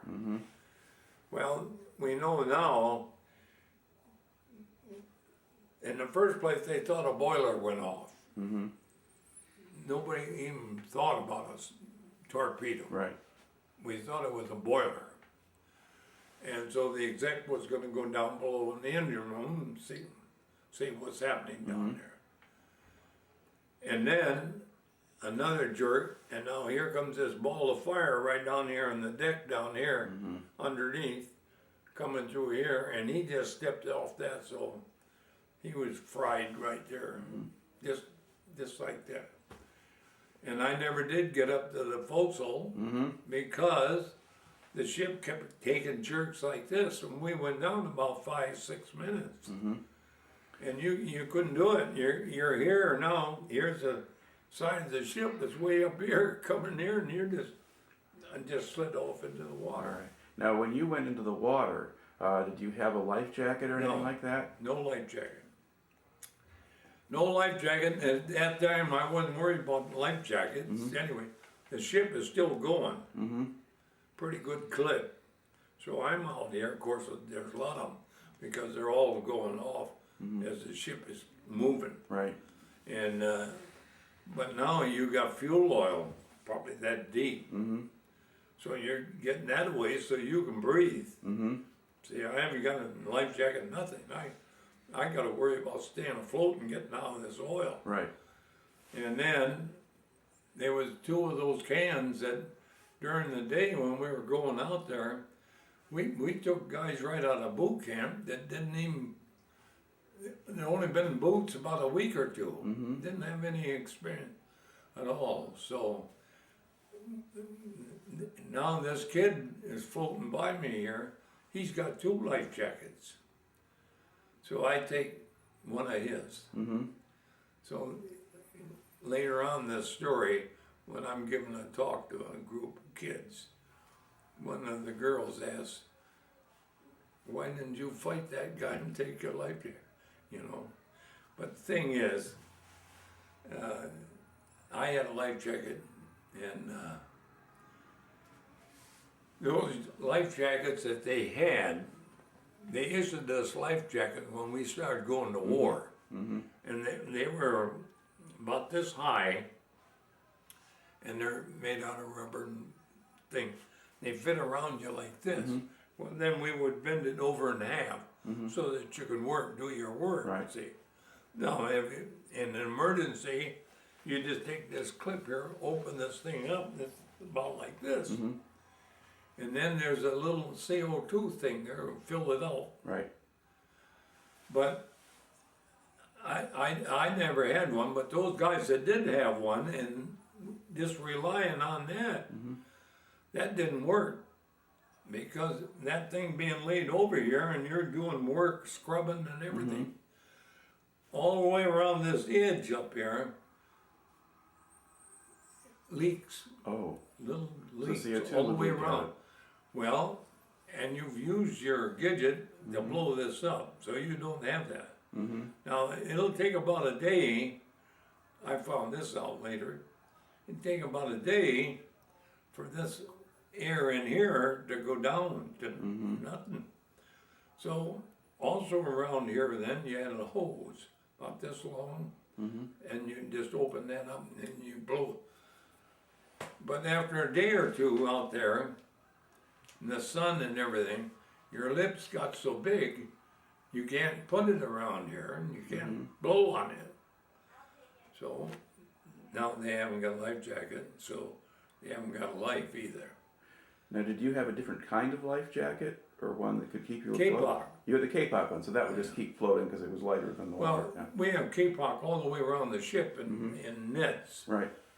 And I'd say 3/4 of the people had Kapok. But, like I tell people, when we're tied up to a pier, you always take your cargo net, that's all holes, and throw that up there on the dock. Then you fill that up with all your life jackets you got all the way around. Then you lower that thing down between the ship and the dock and leave it there for 72 hours. Because that's what the company says it'll supposed to. But those that sink, you replaced, and then you brought all of them up, laid them along the pier, dried out, put back up again. So some of them don't make 72 hours. Now mine made 100 hours, or I wouldn't be talking here. Right. Now, when you were out there and floating, were there other men nearby that you could see, or were you? I had 38 men. All right. Well, that's right here. I'm always being Okay. So you said you had how many men with you or nearby? 38. Okay. And when I was picked up, there was, now, you know, I get confused a lot of times on that number that Right. was there, but it's somewhere in that Okay. area. Okay. And that's all there is. Now, daylight, Mm-hmm. the sea wasn't really rough, but it's never quiet. Mm-hmm. You always have Swells. or- swells. yeah. That's the term I want, swells. So then you look around and you can't see anything because I've been in fuel oil up to here and over here. Your ears are plugged too. But you can't see anybody. Your face is right here. Mm-hmm. This collar comes here. And the waves are breaking over your head all the time. That kind of drives you nuts. So you take your hand, dog paddle, and put your, like you used to walk in the snowstorm coming, turn around, walk backwards. There you try to turn yourself around. Let the waves come out this way. But that doesn't work. Before you can get done, it's all coming back this way over the. Right. Now, all this time you're in the water, were you completely without food or fresh water? You were just. Well, where are you going to get it? Yeah. I don't. Were there any life rafts around or any kind of provisions or? Not where I was. Okay. No, there was life rafts, but like I say, that ship was doing what, 17 knots. Mm-hmm. So men were kind of strung out over a long area. Oh yeah. And the bow was blown off, so it takes a while for that water, and then the ship isn't slowing down any because they don't have any communication with the bridge. Right. So it's just going in all at once. Well, I'll tell you, time I got done here getting this fuel oil all the way so I can get up there and look, there was a ship, the 4 screws up here, that's all was in the air, and 4 screws are like this. Yeah, it's going down. Now where there's nobody, Mm-hmm. just us and the chickens, the fish. And did you see sharks while you were in the No, water? I never did. Some say they were eaten by sharks, but I never saw a shark. They were not in your area. Do you think you were one of the first men off, or in the middle of the group, or? No. First ones off would be way up forward, where the bow was blown off. No. I'm about in the middle. Okay. Now, do you remember what actually happened when you got rescued? What spotted you? Who got you out? Because you're in the water for 100 hours. Oh yeah, well, I'll tell you.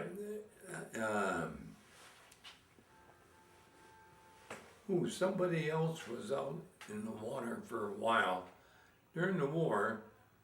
Maybe those pilots that went over the bomb, but they were in boats and rafts, which made a big difference. Now,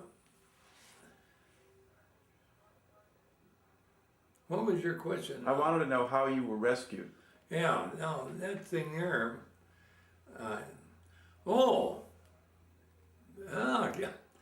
I should never forget that. I'm talking about a miracle. I said, I'm a miracle. I'm gone 4 days and 5 nights with nothing, just like this. Right. In fact, that's less than this. And the pilot that found us, when he come over, we had 900 people came to our reunion. That's when a lot of us were alive. Now we're about 40 left, but this is a couple, 3, 4 years ago. And when he gets up there, he said, I forget his name. He just died last summer. He had a B-24, B-25, and he was up there and he's sticking out an antenna. And the man asked him. He came off the island Pelelu, and it was his day off. He gets a day off. But he said, there's nothing to do, so he's down walking around. When one of these people that work on that sort of thing asked him if he'd take a plane up and test this one, and told him go out about 200 miles and check them. So he did that, but when he got out there, you know, our planes, the wings have to fold. So that antenna snapped out while he's flying. So he sent his radio, and there's only 3 men in there. Sent the radio back in the fuselage back there, and there's a check hole of some type. He lifts that up, laying on his stomach, and he looked down, and now he's got to get a hold of that antenna to bring it back up and snap it in.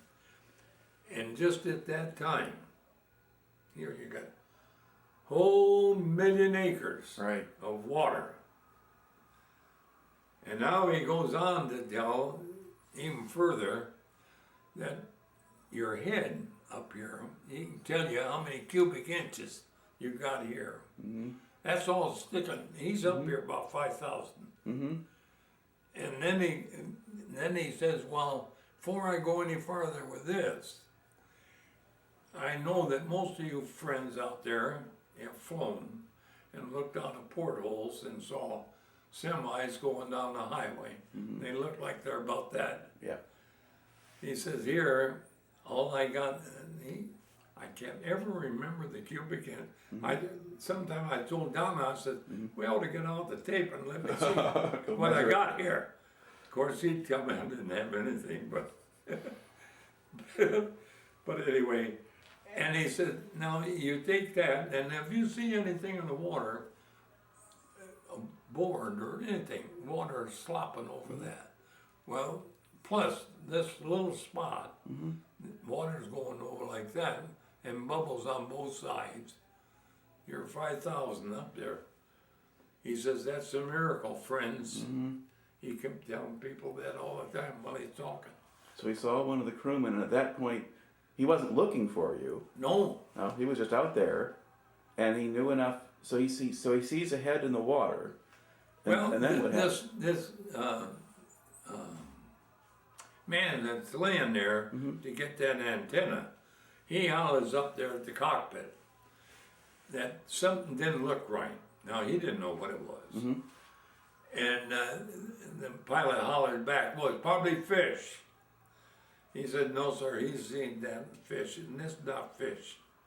Well, he said, get it in there, and we'll go down and take a look-see. That's the term he used. Right. We'll go down and take a look-see. So now he said he come down like that, and went across there, and they counted 15 heads. And then he radioed that in. He's out about 200 miles. He radios that in. And the inspector there gets the clipboard, he says, hanging up there. There's nothing listed on there to look out for or try to find it, nothing. So, but it could be Japanese. See, he didn't have anything American now. It could be Japanese, but you can't let them drown. Right. So they put out the notice to the bigger boys, bomber group. I don't know where they were from. And you remember before then, when we thought that Russia might drop an A-bomb, people was told to get all your fresh water, and they bought those every one of your hardware stores had 5-gallon cans for fresh water. They dug a pit. Well, they had those aboard, and they put little parachutes on them. But when they come over where we were, of course, now, as he's taking this tour, he's increasing this. More he goes around, more men he puts. Right. So now they're dropping those, but when they hit the water, they burst like a bomb. That little flag wasn't enough to hold it. So now we got a BPY that gets out there. It's a flying boat. Yeah, that's a flying boat. But they always tell you, you can't land at sea with those things. They're not supposed to. Those big ones that they used to fly from States out to Pearl, they're regular boat big. Right. But not these things. They're not supposed to do that. But he got there, and when he saw what was happening down there, he got up there on the speaker and said, well, you're not supposed to do this. Because they've tried it with other planes at different times. And when he lands in one of these swells, comes down like that, but before he can get up, it hits that and busts them apart. But he said, I knew that, so I had to take a chance anyway, because he saw these people down there. So he says when they got up, he's almost on the top of this thing, he gunned it. And just give it all it's got, and he just cleared the next swell. Well, then he could go around and land. Right. See, he wasn't up very high. Now, but he made a mistake. He taxied up to these guys. Now, that's not my group. See, I know I can see them way over there. But those guys, now as soon as that float comes there, all of them grab onto it. Right. And then some others try to get on the wings. They dump the plane over. Oh boy. Another miracle. Another miracle. Because before this happens, now I forgot to tell you, before this happened, they found that the dropping the water wasn't going to work. So they started dropping rafts. Well, all sailors know you don't put a raft up or anywhere with a plug in the bottom, because it can full of rainwater or sea, and then when you need it, emergency, so heavy you can't use it. So there's no, first thing you do when that thing hits the water, you get in there quick and put that plug in the bottom. Right. But here, all these guys are way out in left field anyway. The thing just said, and there it goes. So now we got 3 live ones. They got their May West on, and there's going down. So they swim out to those, hurry up and get in them. Now you got your CO2s for those too, you know. So they hurry up and jump up in there and screw that down, pull those things, and raft comes up.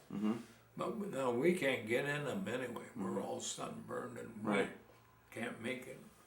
So then they haul people aboard that they could. Well, I'm one of those that I was 6'4", and I weighed a little more than I do now.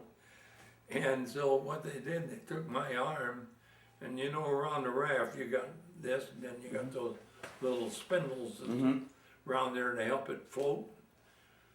They took my long one you got here, put my arm down through there, and tied it up. That kept me up. So then I couldn't. So in the morning, then I don't know how somebody did it, and how they ever, a tin can coming after me. Now the tin can, down to the bottom, you know, that thing is only about this wide. I'm 6'4", and they're gonna pull me dead weight now out onto this, and that ladder is only about this wide, and it's quite a ways up there. Then get me up and carry me through there, and now the ladder's on the inside, where they're gonna take me down the bunks. They're not much wider. How they ever did it, I don't know, but they put me down there, and then every now and then I would wake up, and I heard the doctor, they happened to have a doctor aboard. He said they tried to give me food, but it kept coming out. And Doc says, well, when they're in the water like that, you don't drink any. If you did, you'd be dead. Right. But water and fumes or something gets in there, like salt. Right. And every time food hits it, it just comes out. So then they had them in my fingers, in here, in the toes. I had them hanging all over, like a Christmas tree. Yeah. But I don't remember how they ever got me out there. But hey, another thing I can tell you now, they put me off on Pilelu Island. That's right off Guam. Right. And while I was there, my name is Arish, and we have a priest aboard. Twice he gave me the what do you call it, the death roll. The last rites? Yeah. Yeah. And they sent that to my mother. Oh. But see, I'm an Irishman, but I'm an Orangeman. Mm-hmm. He doesn't know that. So, anyway, they're going to take us off now, and I don't know how long ago it was, Mm-hmm. and then put us on the hospital ship, Tranquility. Mm-hmm.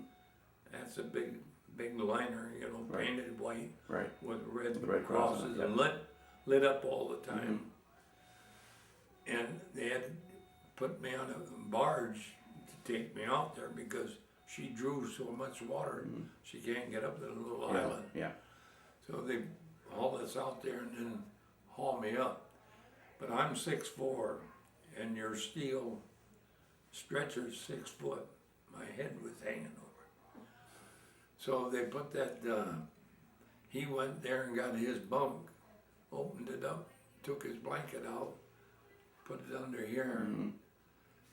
So when I'm in the States now, after this, my picture's on the front page of the press, Mm-hmm. and they're writing about that. The phone rings, and it's a doctor, and he's telling me that he's the one that put the blanket down. Mm-hmm. Well, he was first class pill pusher there with the Marines, and he used his GI Bill to become a doctor. Mm-hmm. So now he's a doctor, and now he's telling me he wants to take me out to coffee and breakfast. And what time would you like to go, Mulvey?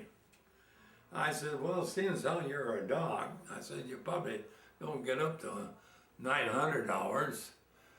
What are you talking about? He says, I'm a gynecologist. I get up all kinds of hours, Sundays and everything. Once again, he says, I'm going to ask you what time you want it. I said, well, Doc, anytime you want, I'll be there.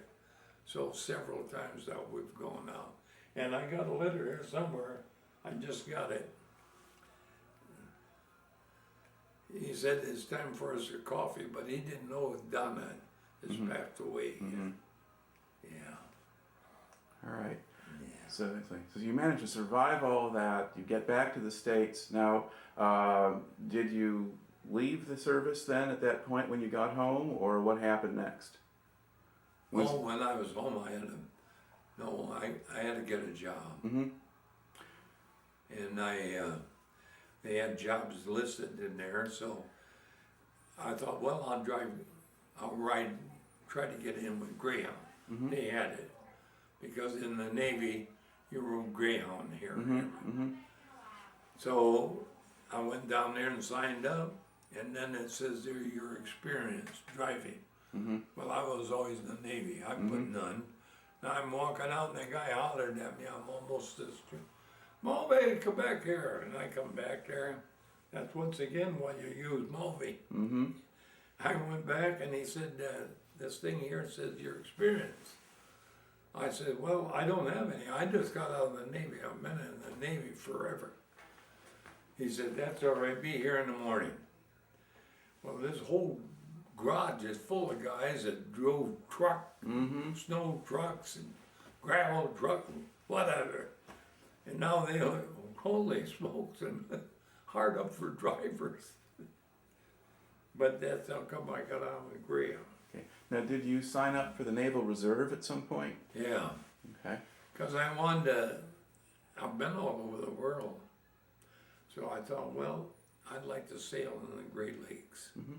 I told her about it. At that time, we had a destroyer escort, 3 destroyers, and 2 submarines.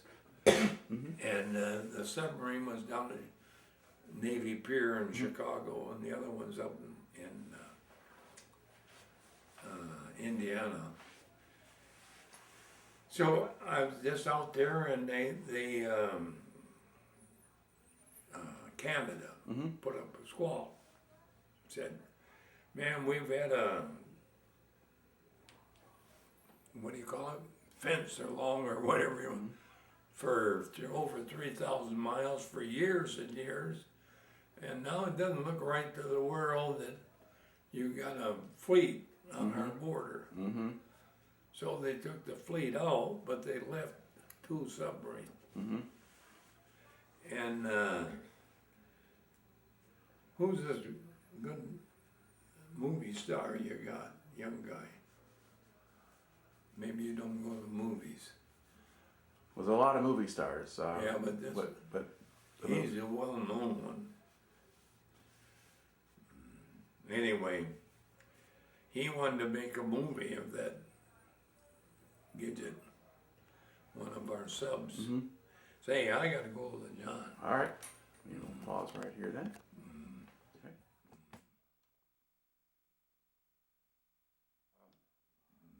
Okay. Now, you just mentioned here off camera that you had received 2 Purple Hearts. What were those for? Was one of them for being on that shipwreck, or was that earlier? Well, I think there, one is for the shipwreck, yeah. Another one from getting injured down in Boise and Auckland, New Zealand. So you were during the war. But you were injured when you were in Auckland, or did they give the medal to you when you were in Auckland? Well, for what takes place down there in that area. Mm-hmm, okay. Now, were you injured in the battle where on the Boise when the ship was being hit by enemy fire, or were you injured at some other time? Well, no, and then one time on the Boise I got, in Auckland, New Zealand, it was because of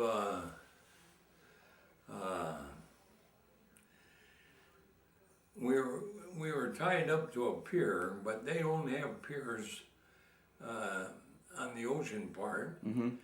And when we had to get underway,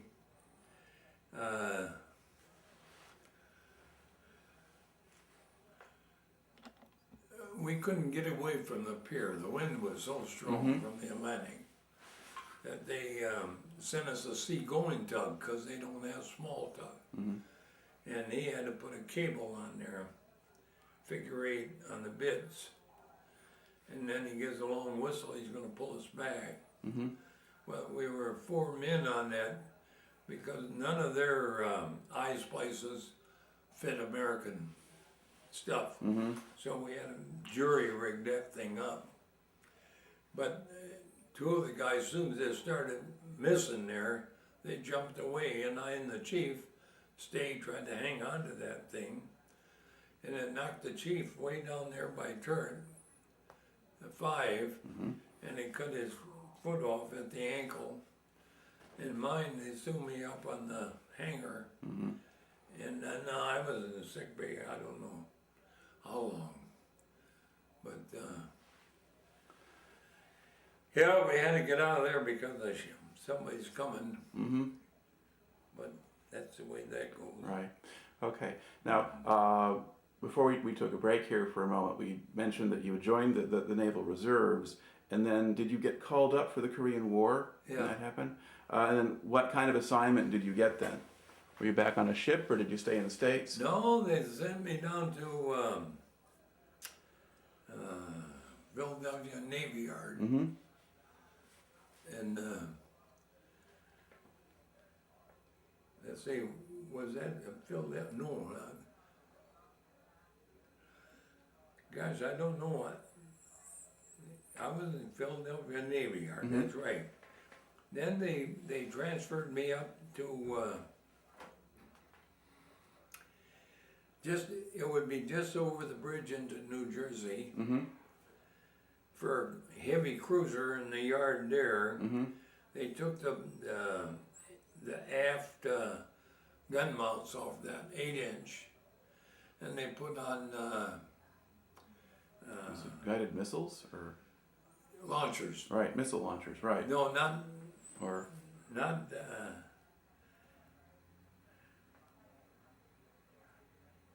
these are guided missiles. yeah. Did you say missiles? Yes. Yeah. Yeah, guided missile launchers. They were the first ones they made. Right. Then they sent us up to the North Atlantic, because that's where you take all your tests, because it's so rough up there. Right. And the missiles are down in below where we used to have magazines for powder, and they sit in there like Coke bottles in here. And so they put on the stern now, they put I think 3 or 4 of those oil barrels. They look like it. They're submarine, what they use hunting submarines. They go off, and then they put Y guns on the forecastle or on the starboard and port side. Okay, and the Y guns are depth charge launchers? Or? Yeah, they're all depth charges. So now we go up there and they're going to fire those and then practice with these things here. They press a button and that thing shoots up. Now we got radars up above. So they're going to shoot those things up on an arm. And then, because they're a beam rider, you know, your radar picks up that plane up there. You know, and then once they fire this up, it gets on that beam. He's not going to miss that plane. Well, but now we got to find out what would happen if we were in war and planes come and drop bombs and drop them close aboard. Shake that thing up. Now, if they get tipped a little bit, they won't go up. So we go up there to test them, see how good they are. They got things fixed for that, but who knows? That's how they find out. So now we go up there and I forget, I think only one time we did this. Yeah, one time for those missiles, that missile. So we went up there and then they'd fire one of them off, and then the chief engineer, they're down in the engine room. And of course we got a lot of steam pipes and everything running. So now we get out there and we're ready to go. Now we got all kinds of people aboard. We have senators, and a lot of pilots, because they're interested. And they go up there and they fire one there to see what would happen. It's not going anywhere. Hi. Hi, just wanted to let you know we're getting ready for lunch, okay? Yeah, we're just about wrapping everything up, thanks. Yeah. Well, then they would drop off one of those things close aboard. But they drop them off and they don't put it very deep, just down near to rattle the ship. And when that thing goes off, the whole ship just shakes. Right. And they passed that one all right, but now they're going to fire another one where the bomb was closer aboard. So they drop these ash cans off. Right out loud. Stream of water goes up there and that whole ship shakes. And the chief engineer of the ship, now he's the commander, boy, he comes running up to the captain up there, and he's white, and his hat, he didn't put his hat on with the scrambled eggs like that one, you know. And he's up there and hears all these senators and all that some, and the captain, "Chief, where's your hat? Where's your hat?" He's not worried about a hat. He said he thought the whole goddamn bottom of the ship was going to come out. But the good report was nothing broke and no leaks. So that thing is going to work. And then they fired another one to make sure after that big one, and they went up there easily. Okay. Now, do you remember the name of the ship you were serving on? I think it was Northampton. Okay. pretty sure. All right, because there were several cruisers that got converted. The Boston was one of them, and maybe the Northampton too. Okay, I think it's Northampton. all right. Yeah. And we had the same thing now when I put the Intrepid carrier back into commission, Mm-hmm. and it had steam cats to fire planes off. Mm-hmm. British do all this. Right. And we get up always in the North Atlantic, Mm-hmm. and the plane went off. Two of them, the first two, that's so they can carry a pretty good workload, because it's not long enough for a heavy bomb load. Right. So you use a catapult to launch the Yeah. plane. Yeah. And this helps, it pulls it down there. They first two went off all right, but that third one now, water came all up there, and he went right down. Mm-hmm. Well, we have helicopters sitting out on both quarters, and they got those seals in them, Mm-hmm. and they jump off that helicopter and help him get out of his parachute, because they don't have much time with a Right. fighter. Right. He's going to sink. Mm-hmm. So they have them down there, and we didn't lose any pilots. We lost the planes. Mm-hmm. I think we lost about 3 of them before they quit. Then we go back to the yards. Now they have to tear the top of the flight deck up, Mm-hmm. pull it back, and there's your big water tank. Goes all the way across and back and forth. When that shoe comes down, that is what holds that shoe from going right on through the folk. Now, and you can't afford that. That would cost a fortune. Fire every plane and have it do that. Right.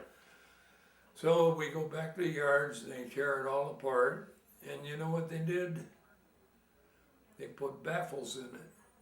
Why they didn't do it in the first place, but it was just a tank. Mm-hmm. But when that thing hit, that shoe, to slow it down or stop it, the waves are high, shot a big wave up. Just when that motor's going over there, that jet, put it out. Oh. So that's why they did that, and then put those baffles in, every other one there. Now when you do it, it's all stopped right now, see? Then I put the Ticonderoga back in commission. That's a CVA 14, and we put double cats on. And then also at the same time we put a canted deck on it. This tape is just about done. And knock off our 5-inch gun mounts and everything. And knock off our 5-inch gun at 85 feet. All right. Now we've turned the camera on back in the middle of this. So were you on the Ticonderoga when you were doing this, or the Intrepid? Which carrier were you on when you were going around the Horn? Ticonderoga. Okay, on the Ticonderoga. And so you mentioned that they're going all the way south through the Drake Passage in between Antarctica and South America, and the waves were so big they were knocking gun mounts off. Yeah, yeah. And then at night, about 1800 hours, when the officers are having their dinner, sailors would be having their supper.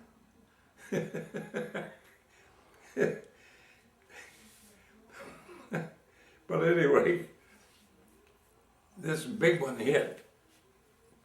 Now we always try to keep the big waves on the quarter up here. But this helmsman here, he missed it. And so a big one hit us. I mean a big one. The whole ship just shuddered.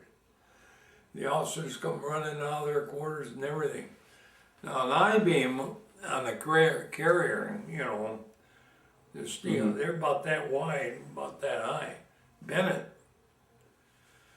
So now we had to just go down and with a speed just enough for steerage till we get up to Are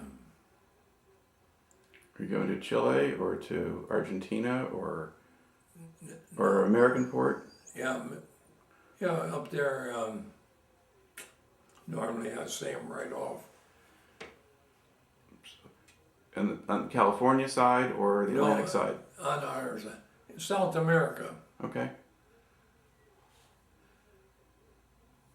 Isn't that funny? It just That's okay. But you basically had to go put in for But we repairs. put in there, and then they had the shipyard inspectors from Washington fly down, and then they went on there, and then they found that we couldn't go when the sea is rough, only when it was like glass. Even though it's glass, you know, you still have your swells. So then we could leave there. Sicily, South America, right by Argentina, this side. Chile or? Chile. Yeah. Yeah, San Diego, Chile. Yeah. Now we're getting somewhere. Yeah. Yeah, we were in there, waited till that thing got down so that we could move on. And then when we got up to Balboa in Panama, we had to pull in there because it started getting rough out there again and wait till it calms down. Then finally we got up to Hunter's Point and put in the yards. Boy, the whole thing down there cracked. That was a storm. All right. Now, basically, you went back to active duty in the Navy during the Korean War, and you were doing these working on these different ships. Yeah. And then, how long did you stay on active duty? When did you finally leave the Navy? Oh, Was that in '67, which is the date you got here, or did you go back to the reserves before that? I never went back in the reserves. Okay. I stayed in until I got out. Okay. Oh. Okay. And then, but you're into the '60s. Did you ever do a tour off the coast of Vietnam or get involved in that at all? Vietnam? Yeah. Did any of your ships go there? Well, yeah. Vietnam, we were down at White Beach. I don't know what all was on that Vietnam, but we went there. Were you on an aircraft carrier or something else? I was on a APA troop transport. Okay. Yeah. No, 208. The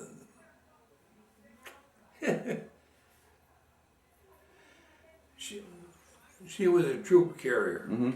We could carry 2 tanks, or we could carry 2 6x6s, and we had about, I don't know, 10 or 14 of papa boats that will carry 20 Marines or so, fully packed. Right. Yeah. That was a DC ship, because you use a lot of cranes. Right, so it was an assault ship, essentially, then. You could make a beach landing or something with the stuff that you were carrying. Yeah. All right. And then did you actually use that to stage a landing, or did you just transport things back and forth to ports? No, I was on her, and they sent me to school, IC school. And I was in charge of the gyros aboard that ship. And we had to put gyros in every one of those papa boats too, because we found out during World War II that when the boats are going in, if a storm or anything came up overnight, these guys still had to go in. But now you take your barges that's carrying water, that was a green barge, and these people's already going on the beach. Now they want the hospital place, certain place. They want all the water that's coming in goes, and all ammunition, red, goes down here.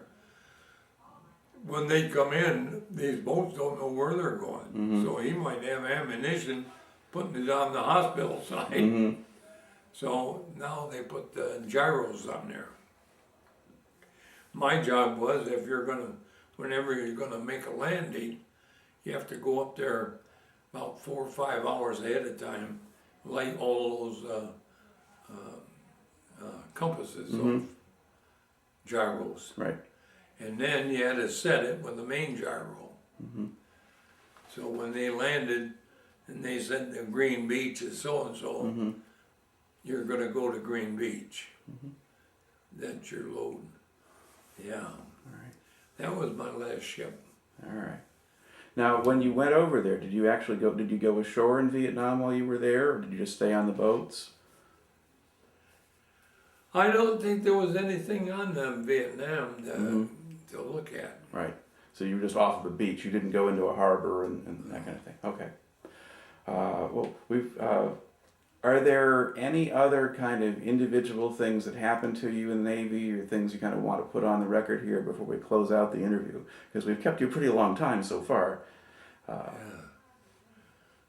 Because you've done a really good job telling us your story, and there's a lot of stuff in here that people are going to want to see and use. No, when you go to give a talk, though, the kids, they got a lot of questions for you.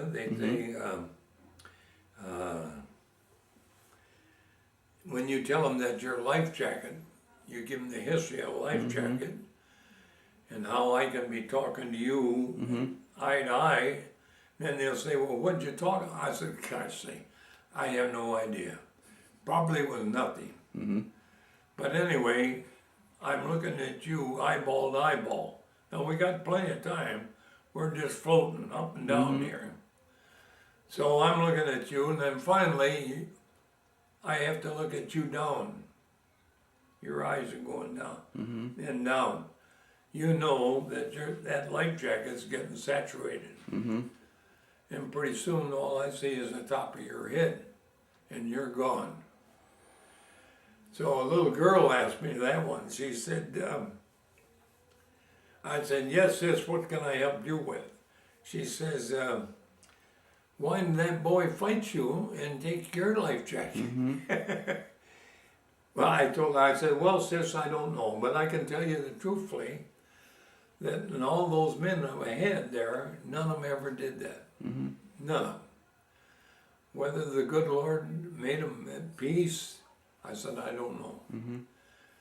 So at another group there, a little fella sitting in the front row there, he's waving his hand like, when I tell him about that jacket, he'll go. He said, I said, yes, son, can I help you? He said, well, I can float. I said, you know, I don't know. When I was your age, I could float. Now, not being a psychologist, maybe it was because I knew that when I got tired, I can put my feet down and walk out of here. And, but I said, in this case, I know that the nearest land is 5.5 miles straight down. I said, you ask your dad or something when you're 5.5 miles, sometime riding, see how far that is. And then I said, the nearest island was 230 miles. You're not going to float. You're not going to float. All right. Well, it makes for a remarkable thing. Now, you know, we thought that, we know that some people was gone. I think it was the guy that went off the carriers with all those airplanes and bombed Tokyo. Doolittle. Jimmy Doolittle. And he was out in a raft for what, 13 days? Not on that occasion, because he got to China. Well, whatever it was, he was quite a while for that. But I said, now, we're in the water, and we've been told now that on Wednesday, or Tuesday, at 11:30 in the morning, we're going to arrive at the, what do you call that, mine field, where we go in in Pennsylvania, or Philadelphia. Well, I'm going to get it right, yeah. Filipinos. Philippines, yeah. Yeah. I said, now, and we know that when they don't spot us now, they'll be out looking for us. So now, this is Sunday night, we're down the water. So come Tuesday afternoon, now we got to give them time to fly out. Right. But now Tuesday goes by, Wednesday goes by, Thursday goes by. So you see, then you start giving up. And more men keep disappearing. Now this one young man, he worked in our laundry, and he was in my group. And when we first started, the first morning, when I got this life jacket, one of the men was kind of floating away. So I figured out, he's not floating away, we are. We got like more freeboard, all of our legs are down in the water, and we got more freeboard that's being carried away, and that kid will be by himself. You can't do that. You go nuts by yourself. So I hollered at him, and he swam over to us. That's when I had them take all the big belts you got around here and tie it together. So we're all in a group talking sea stories. Right. Sea stories. Well, we're going to tell you about that now. Oh, and this one fella, that little guy that worked down there, one of the boys was Catholic. Now, they ask you, well, what did you think about it? I said, well, most of the time, if you wasn't praying, you're singing the Navy hymn. Eternal Father, strong to save, who doth bind the restless wave. I said, you did that. But now this lad come up to me and he said, can I pray and to God from here, would he hear me? I said, certainly. You see, all these fellows are doing it. Yeah. But see, a Catholic's thought that he has to go to the booth and that guy there. To a confessional. Yeah. And then that guy will do it. So when I was a Navy recruiter in Denison, Iowa, we had a lot of Catholics, so I asked the father, why do they want to do that? Well, he said he knows that I'm a man of the cloth, and I intercede for him. So that's the way that went. Now here, to get back to this other fella, the guy that worked in the laundry, he couldn't swim, but he had an imagination that wouldn't quit. We're in the tropics, and I tell you, all that oil, and the sun beating down on the oil and salt water.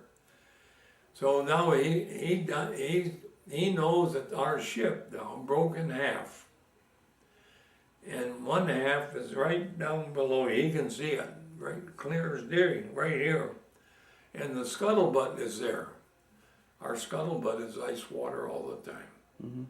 You know, anytime you want, you go down topside, go down the scuttlebutt. So he's going down to get a cold drink of water.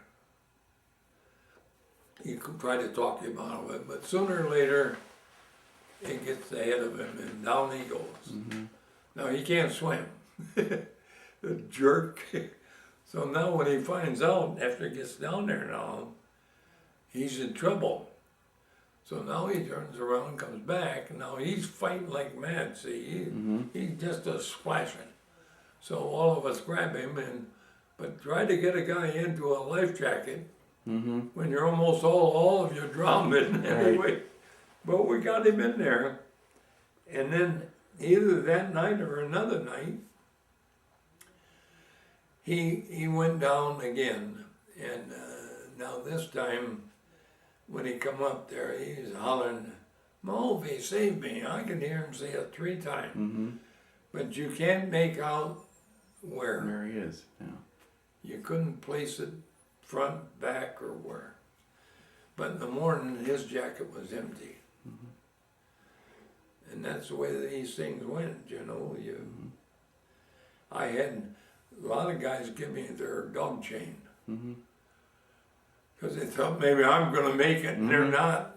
But anyway, I probably gave mine to somebody else. Yeah. But I don't know. But I had about 4 of them on my wrist. But I somehow, afterwards I asked the people at that place where they took us off that destroyer, whatever happened to those, and they said they never saw any. Well, they probably didn't. When I opened up my hands to get a hold of some, they left. So that's the way it was. You spend your time there, but